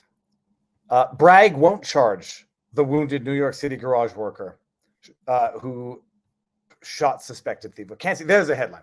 So and apparently, there's a great court of public opinion, right? That's the court of public opinion blowing back. So Bragg had to step back. And speaking of people who probably should have stepped back, the person Sydney I'm personally fond of, dear Sydney Watson, and Kurt Schlichter, who even though we disagree on a lot of politics on some issues within, he's a conservative. Is a very smart, capable lawyer. Looks like they might have made some mistakes in suing Blaze. I'm trying to get centered here before we talk. Okay, I'm going to move on. So Sydney Watson, we covered this before, suing the Blaze, arguing, a toxic work environment, religious intolerance because she was mocked on set. I don't know, sexual harassment, but along those lines, that Elijah Schaefer would have guests on the show who were toxic, who made misogynist jokes, that she was the butt of jokes from the crowd. She made a number of claims against the Blaze. In the week when we saw the triad of infighting among conservatives, it was the Crowder versus Daily Wire, Sydney Watson versus the Blaze, Tim Pool versus, what was that? The Quartering somehow got in there. She filed suit. We covered it. The Blaze have filed, I think, a motion to dismiss or motion to defer to arbitration because they're arguing that she entered into a binding agreement to submit any disputes to arbitration. But in the context of that motion to dismiss and compel arbitration, they've included some text messages, some I don't know if they're emails, but internal messages that reveal that maybe ostensibly, like it's not to demean or undermine the allegations. Sydney Watson's claims were allegations. It might cause some to question the sincerity of those allegations, because while Sydney Watson was saying horrible workplace, toxic, misogynist, discriminatory based on religious beliefs, even after the poo-poo had hit the fan, she was still saying it's a good place. I still want to work there. She had text messages showing that she may have known who Jack Murphy was, which might lend some people to think that she knew what she was saying when she said what she said about Jack Murphy, asking him about that article, about him, whatever. So that she might have been in on it in the sense that was aware of it, was benefiting from it, was willingly partaking in it. That's where it's at. Robert, what's your take? I mean, I'm not as thoroughly invested in this one way or the other. I tend to like Sydney Watson. I tend to like what the Blaze does. What's your take on the rebuttal that has come from the Blaze now and its eventual impact on the case? This goes to arbitration. If they have an agreement, it's going to arbitration. Yeah, basically, here's what's going to happen. Sidney Watts is going to have to write a check to the Blaze when all this is said and done. Here is the problem. Problem one is that she appears to be an independent contractor. If she is, then she doesn't have a Title VII claim. In fact, it's not apparent she has any claim under the law. So that's a big problem right out of the gate legally. Second, she did have a clear arbitration agreement. And the arbitration agreement provided that if she filed suit in court and the arbitration was ultimately compelled, she would have to pay all the fees and costs, including attorney's fees, for having brought the suit. That can be substantial given the kind of lawyers that are involved on behalf of Blaze. So what's going to happen is the suit will be dismissed or stayed. Arbitration will be ordered. She'll be ordered to have a monetary judgment issued against her for the privilege of filing the suit. And then last but not least, if the goal of the suit was reputational, this does not help.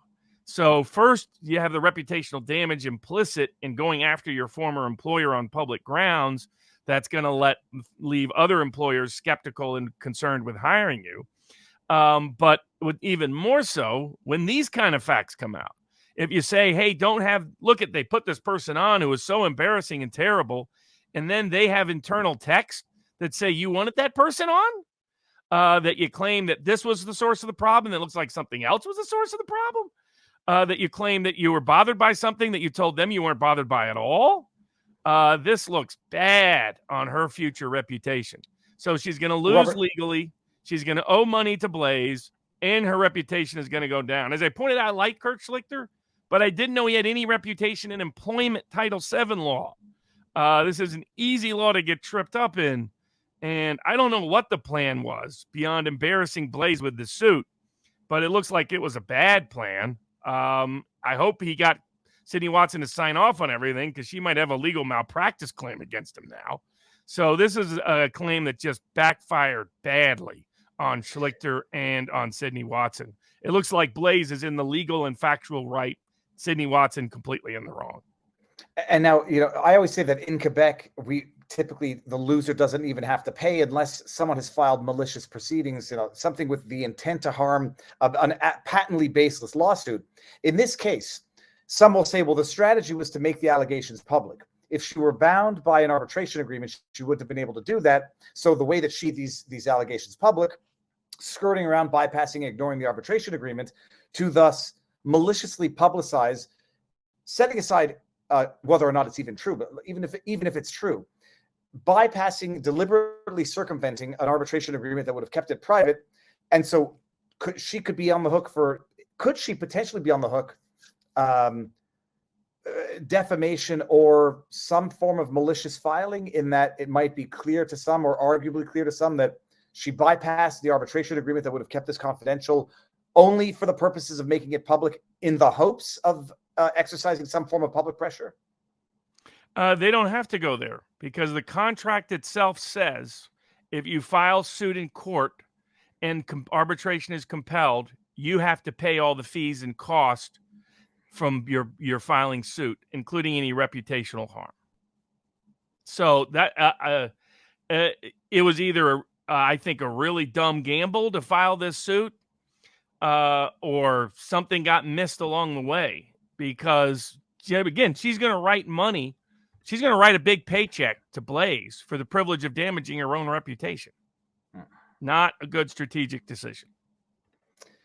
All right, we'll see where that goes. Robert, Texas drag shows. Oh, first of all, by the way, we were at, for a moment, we're back under 23,000. We're at 22,900.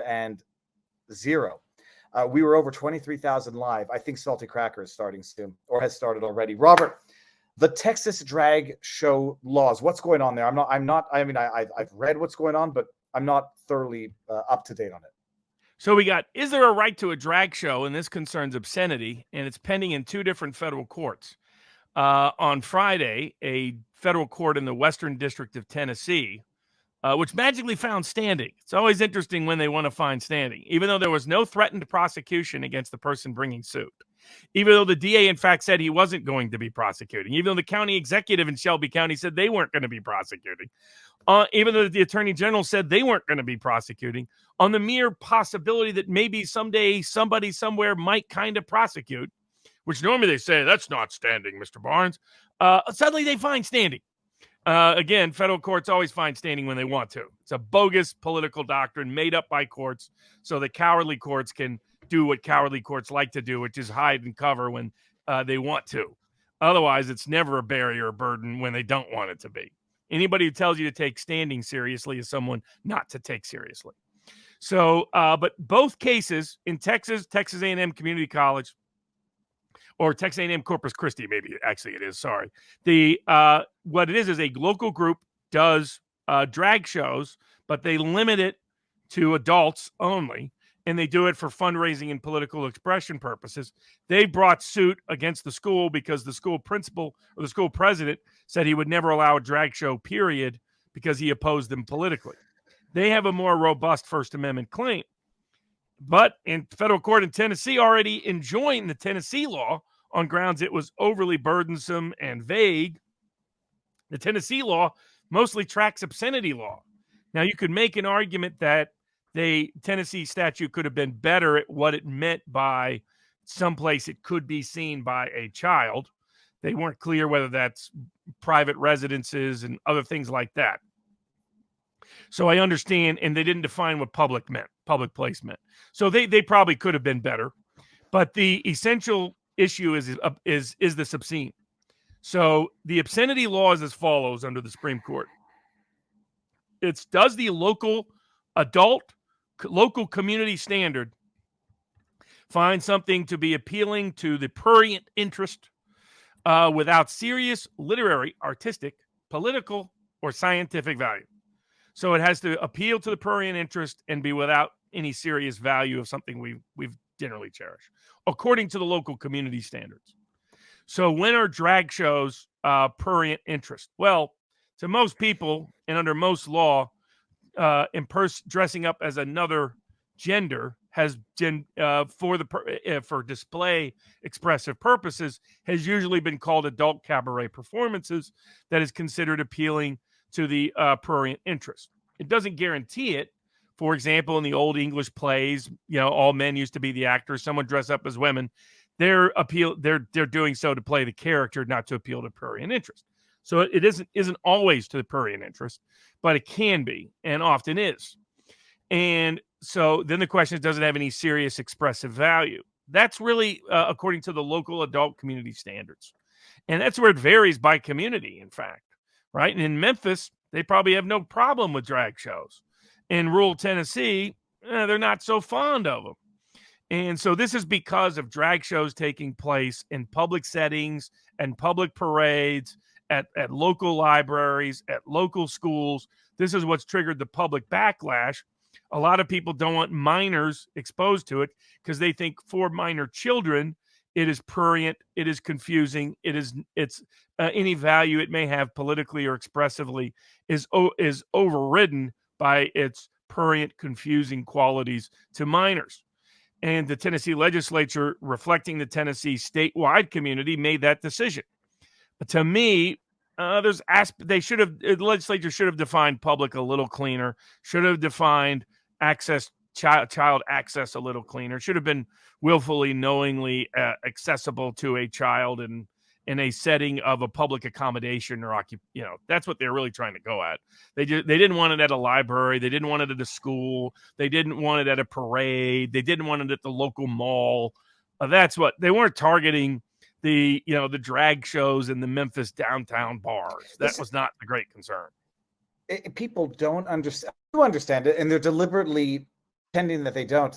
Nobody's trying to ban drag shows, and nobody's trying to ban trans anything. It's the grooming, the sexualizing, the exposing of this stuff to children. It is fundamentally adult. It is fundamentally sexual, because if it weren't sexual, you would just have someone reading to children without having to specify that's a man dressed up as a woman, and he does it because it brings him some form of pleasure. Like, you don't get into that if it's just a question of reading to kids.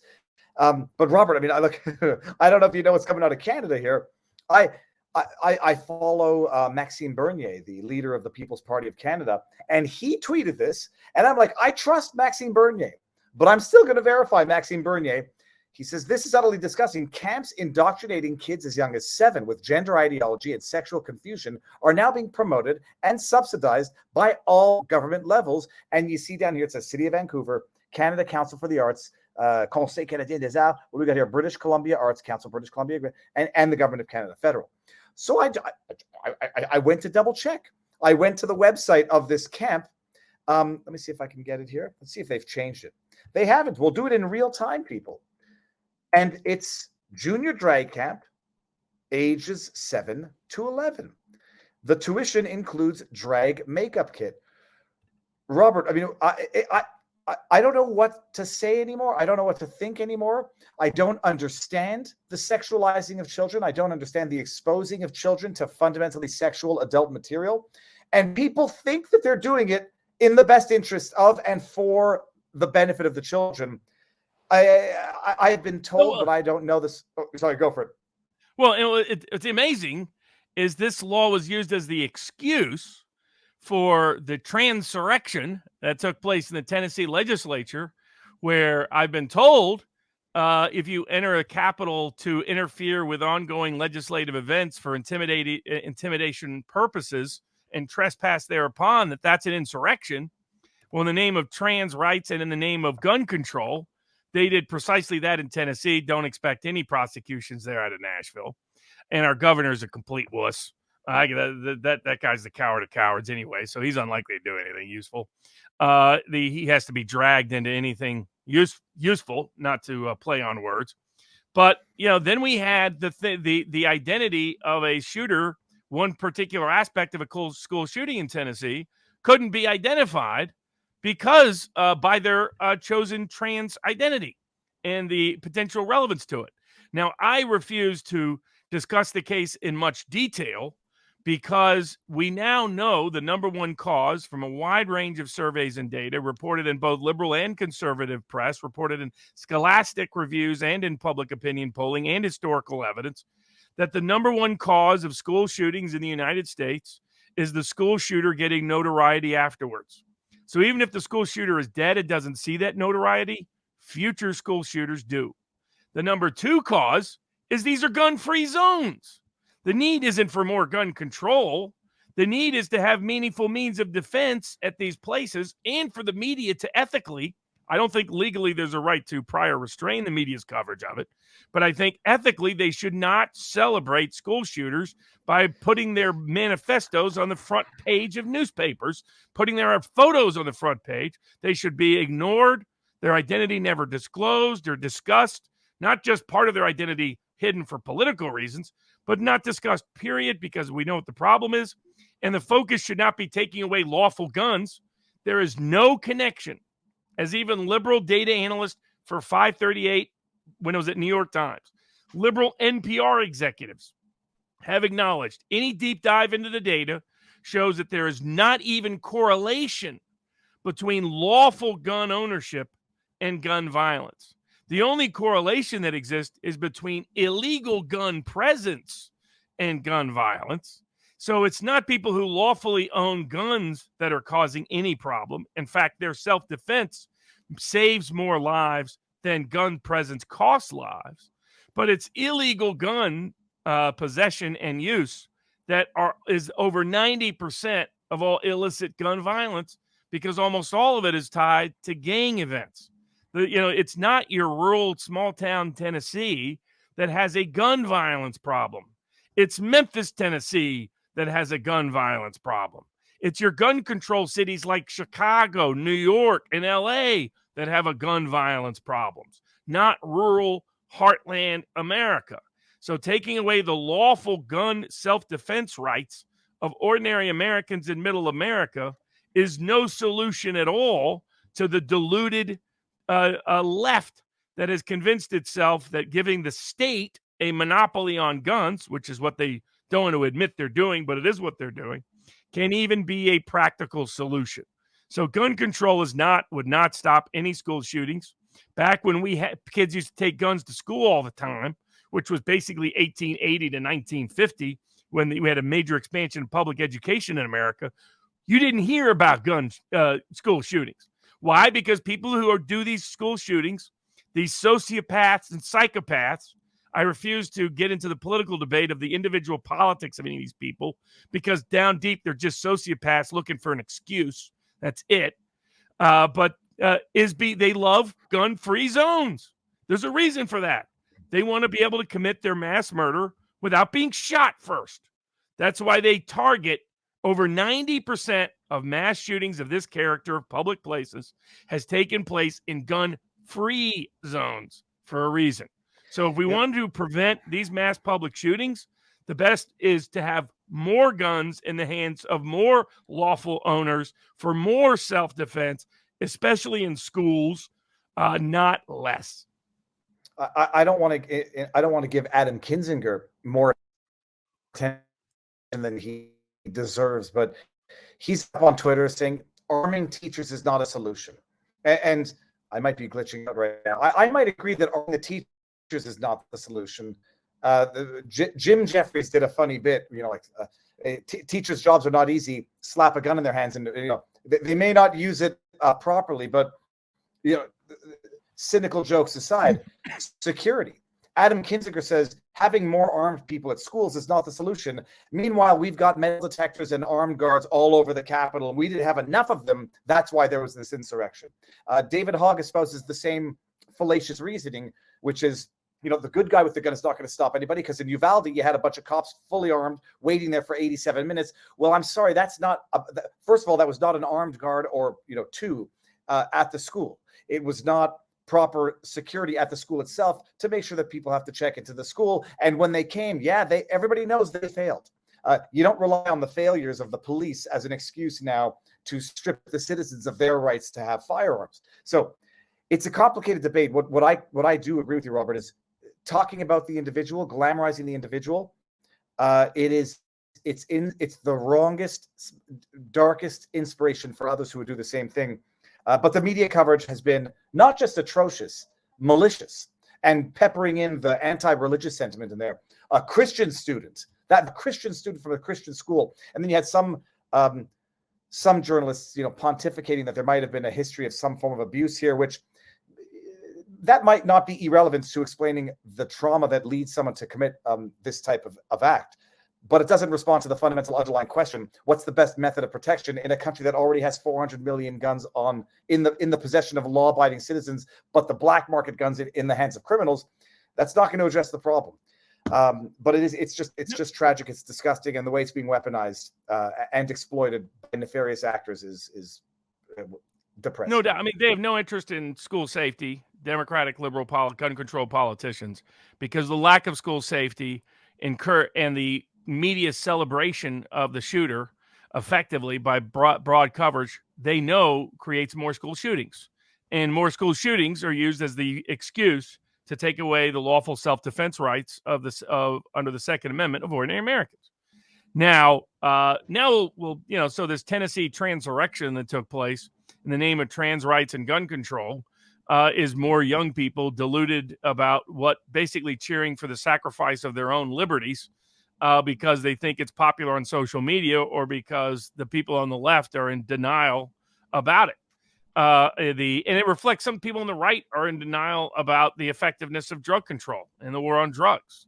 If you have something that is easily accessible, that is going to be in constant continuous demand, making it illegal has never worked throughout the history of all societies.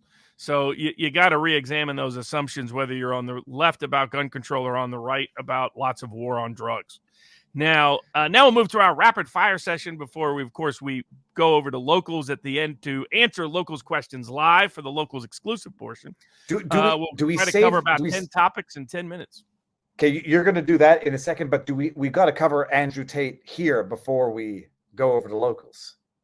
Oh, yeah. Well, I think here we'll cover all the quick topics, and then we'll go over to locals to answer questions from locals live for locals exclusive for the last 15 minutes or so. And now someone did mention to me, they said it's not when I close the stream, it ends the chat in locals. I'm trying to figure out a way to leave the stream open after we end it so people can continue chatting, but it's when I end it on StreamYards, it ends it across all platforms. So I'll figure out a way to do that. And alternatively, we might just set up a live chat after so people can continue chatting. We'll probably set up just another separate post-show live chat separately that will go out to people after the show is over, so that those who want to partake in the post-show live chat after party can do so. But in the rapid fire section, we have first Fox versus Dominion, the exact same Delaware courts that said Candace Owens could not proceed because a fact checker's statements are just opinion and could not even be considered to be possibly inferring a fact. The same Delaware courts said that Fox is merely reporting accusations of election fraud, merely giving their opinions about it, was not at all protected opinions, was not at all the fair reporting privilege, but was just lies and libel. So the same courts that had one interpretation about people who described what they were doing as fact-checking, being never possible to be called facts, turn around and say people who are explicitly saying that their opinion shows reporting on other information, called the fair reporting privilege, gives contradictory rulings on the same issue of law. And so Dominion now will has had judgment already issued in their favor on a bunch of issues. So they're limiting the scope of trial so that Dominion has the best chance to prevail at trial in a case that shows the continued bias and hypocrisy and double standards of the Delaware courts, the state where Joe Biden comes from, and where the prosecutors could never find anything criminal the Biden administration did, or Biden or his family did, even though they're notorious criminals in the state. They're like something out of Frank Miller's Sin City when you see Joe trying to cozy up to the latest 8-year-old.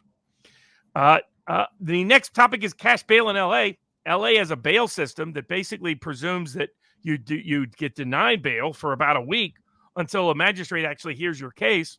That is being correctly challenged because, in my view, that's a constitutional violation. It is inconsistent with the actual legal standard. Sorry, Robert, I had to share my meme. Someone reported this. Someone reported this to the German to Twitter, to the German authorities. If they didn't understand the context, maybe they could think it was like some sort of veiled threat. But if someone doesn't understand that this is Joe Biden, no one's above the law, Democrats. But Hunter Biden procured that firearm unlawfully by lying on a gun application, felony, and then feloniously disposed of that firearm. No one's above the law. But to quote George Orwell, some are more under the law than others. Sorry, Robert. Next one on the rapid fire. Who's ever heard of the Germans trying to report rat out Jews? The next case, the UN wants the International Court of Justice to give an advisory opinion on what governments must do to comply with climate change. So this is another attempt to internationally hijack and deprive us of our sovereignty by ramroding it through that disgraced court called the International Court of Justice, which should be called the International Court of Injustice. Andrew Tate has been released finally from Romanian jail after 60 days. Said he spent his time doing push-ups and reading the Quran. Apparently he's become a Muslim. Okay, what next for Andrew Tate? But he says he'll be back live streaming on Rumble soon. Steven Crowder is already half broke both Rumble and locals with the millions of people coming in to watch him. And his justification for Crowder's choice been warranted again, as he's barely broadcasting a week and already facing multiple YouTube strikes over simply reporting on the trans-related issues infecting culture. But Andrew Tate is out. That case is falling apart. His brother was released. The two other women that were charged in the case released. There's been no criminal charges brought against him. I think ultimately our skepticism of that case will prove well justified, and the critics who rushed to condemn him should have been a little more careful before they did so, just because they don't like his opinions on something. Appreciate now for everybody watching. He's on house arrest, Robert. He's got some conditions. I think the other two were just released. I'm not sure. He's been in jail since December, January, February, March, 3 months, nearly 4 months on investigative detention, and no charges filed yet. And he, for his part, says, it's an amazing, whether you like him or not, he's trying to spin this as a positive to say, I was in jail for 4 months, no internet, no cell phone, no distraction, focused, meditating. And he says, I'm out now and I can't even stand my phone. It's a man who sees the positive in a wild injustice, because even if he is ultimately found to be guilty, he deserves his pretrial release pending actual charges and a fair trial. Thus far, he's got none of any of it. Okay, next one. No doubt. A big First Amendment win for pro-life speech. I think it was Mecklenburg County in North Carolina tried to prosecute people for free speech activities in proximity to abortion clinics or elsewhere on public streets on pro-life. A good lawsuit had been brought. The county folded, capitulated, and agreed that, in fact, there was a constitutional right to that speech. So important to protect our public sidewalks and public spaces for free speech, even when it concerns the issues of life and abortion. And that was an important and significant and consequential win that should not be overlooked in an otherwise dark week on the law. The Norfolk Southern has now been sued by the U.S. government because they released hazardous materials into the water, into the air, into the ground. All of those facts now confirmed by the nature of the lawsuit. They're being sued to be required to pay the cost of cleanup of all of those related issues. Good to see that Norfolk Southern will have some degree of accountability in this process. Donald Trump Jr. won a defamation suit against a West Virginia candidate who blamed him in his tweets for suing, and the court determined there was no basis in fact or in the accusation to say that he acted with actual malice at all in any statements he made about the candidate. So the case was dismissed against Donald Trump Jr. and could proceed. His show gaining in popularity as well on Rumble as interest in Rumble explodes across the board. I'm trying to get Don Jr. and or Kimberly Guilfoyle in for a local studio because we're not far from each other, and I want to get both of them for an interview in local studio. Would be amazing. So I'm gonna start gently nudging them as of tomorrow. Robert, what's next? If you're a token holder of crypto, you might be a little concerned about this case. So every token holder of a particular crypto was sued because the particular cryptocurrency, the particular blockchain was hacked for a loss of somewhere around $50 million or so. And they can't track or trace the hacker. So they sued the crypto company, but not just the crypto company. They claim that everybody that owns a token of that cryptocurrency is actually the owner as a partner under general partnership principles that don't require a written partnership, because there's so much decentralization in crypto. They're trying to now say anybody connected to it actually has power over it and consequently is an owner liable for any bad acts that occur related to it or negligence that occurs concerning it. And a federal court approved that theory. So now individual token holders can be sued for the actions of somebody anywhere connected to the blockchain of that cryptocurrency. A little bit of an unsettling ruling, but not a surprise given the ongoing war on crypto. Operation Choke Point, as detailed by Kim Iverson and others, that appears to be taking place by the Biden administration to pave the path for a central bank digital currency with no alternatives or competitors in the crypto space. It reflects the SEC challenges that have been brought. It represents the selective prosecutions that have been brought. It represents which banks they've allowed to go under without bailing out that have been brought. And now we're seeing it in civil rulings where federal courts are applying partnership principles in ways that have never been applied before. Then, or at least not on this scale. The United Nations, just like they did with other allegations of atrocities in Ukraine, thanks to the United States, has refused an independent inquiry into Nord Stream. If what happened at Bucha is the Russians' fault, then why was the United Nations scared to have an independent inquiry? Why was the United States afraid of the United Nations engaging in an independent inquiry? People said, look at the New York Times reporting. I'm sorry, I don't trust the New York Times in general, But I'm not going to, if the United States really thought they had compelling evidence of Russian complicity, they would be eager to employ a UN independent inquiry to confirm it. Instead, they're scared, terrified, and blocking it, just as they are with Nord Stream. Further affirmation and proof that Seymour Hersh was likely right, and other evidence today that corroborates an earlier story by another independent reporter, a Jack Murphy that's not that Jack Murphy, earlier had shown it on the Concrete podcast and elsewhere, where you can find more information about him and on his website. And he's an anti-Russian guy, by the way. What he reported is his sources showed that there was an effort of internal terrorism and sabotage set up by the British and American governments. And today they blew up a cafe in St. Petersburg of prominent Russian supporters. This has all, I mean, they're not going to be able to blame that on Putin. So this appears that domestic terrorism in Russia continues to take place, likely sponsored by the same people who did Nord Stream and blew up the Nord Stream pipeline, which is the United States government and the United Kingdom. We'll see if there's ever any consequence, but the UN's decision to hide and run from it while seeking climate change opinions instead shows knowledge of culpability and complicity in Washington, D.C.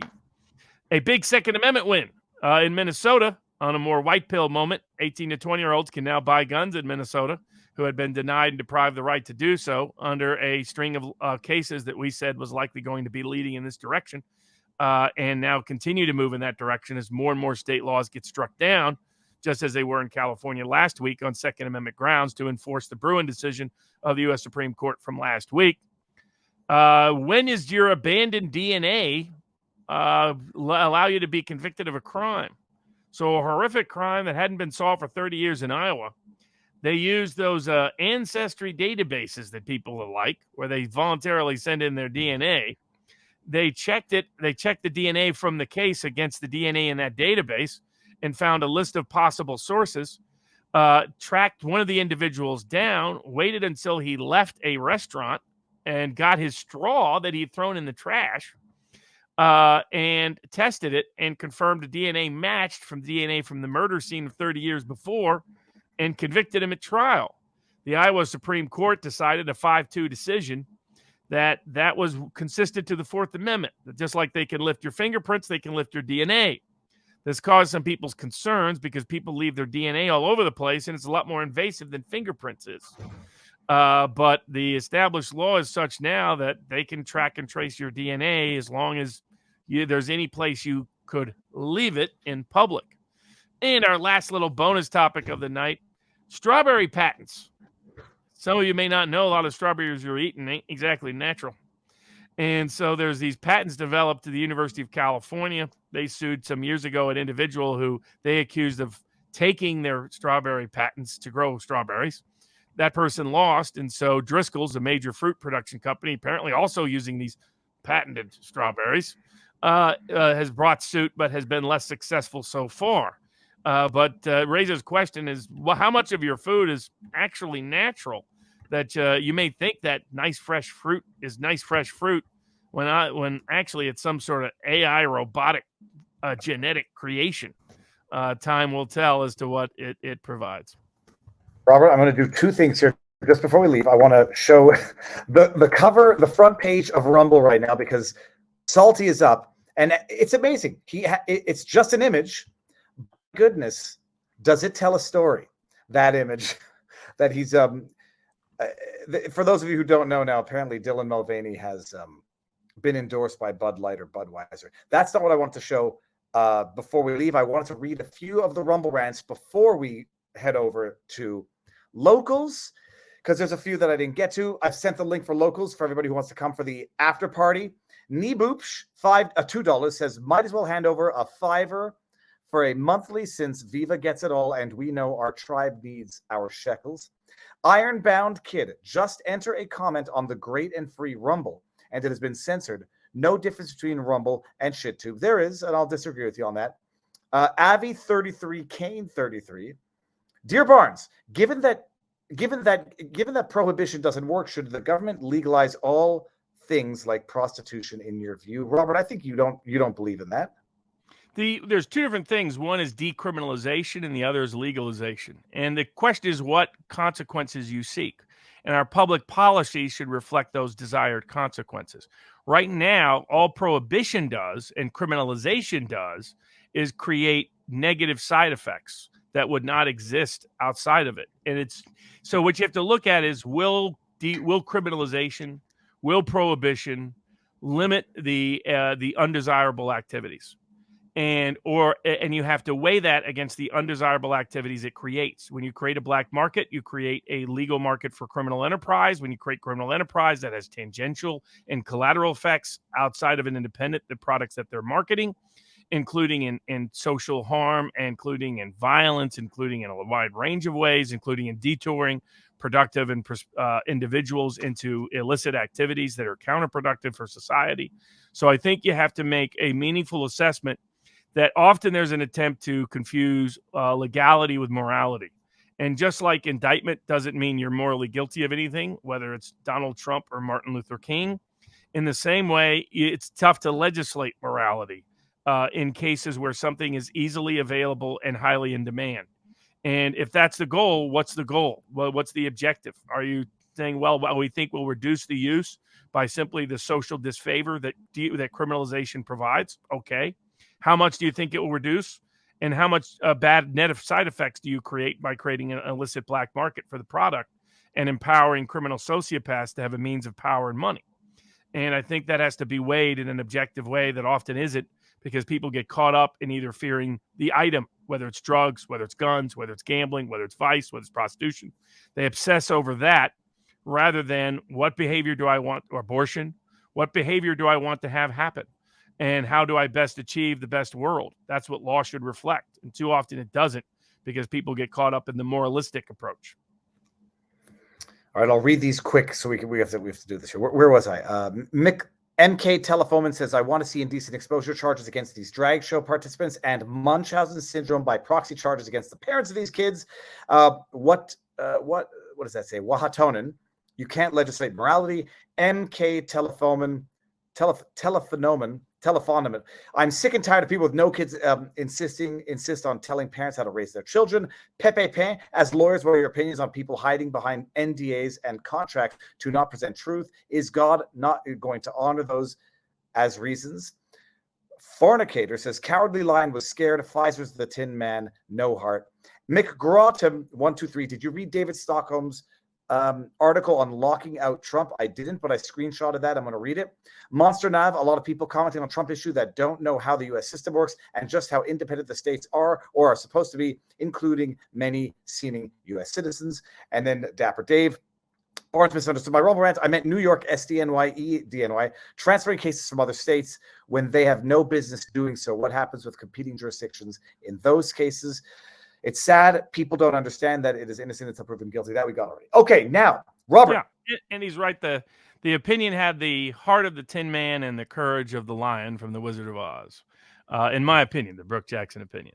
So but on locals, I'll have a white pill for the evening about when I almost quit the practice of law. Okay, now I'm going to end it on Rumble, everybody. And for those of you who say you're going from one stream to the next, yes, because we have a community on locals. Some support, some are just members, and we have different venues, different communities for all those. So I'm ending the stream on Rumble right now. It's been amazing. It's been informative. I still feel black-pilled, Robert. I don't feel any better, but we'll see what tomorrow brings. Next week, at least, on locals Rumble, it's going to be amazing. So stay tuned for that. Ending on Rumble. See you all on locals. 3, 2, 1. Now. All right. We are alone on locals, Robert. Let me read some of the tips in there. I don't know how many there are. There seems to be a lot. Gray 101 says,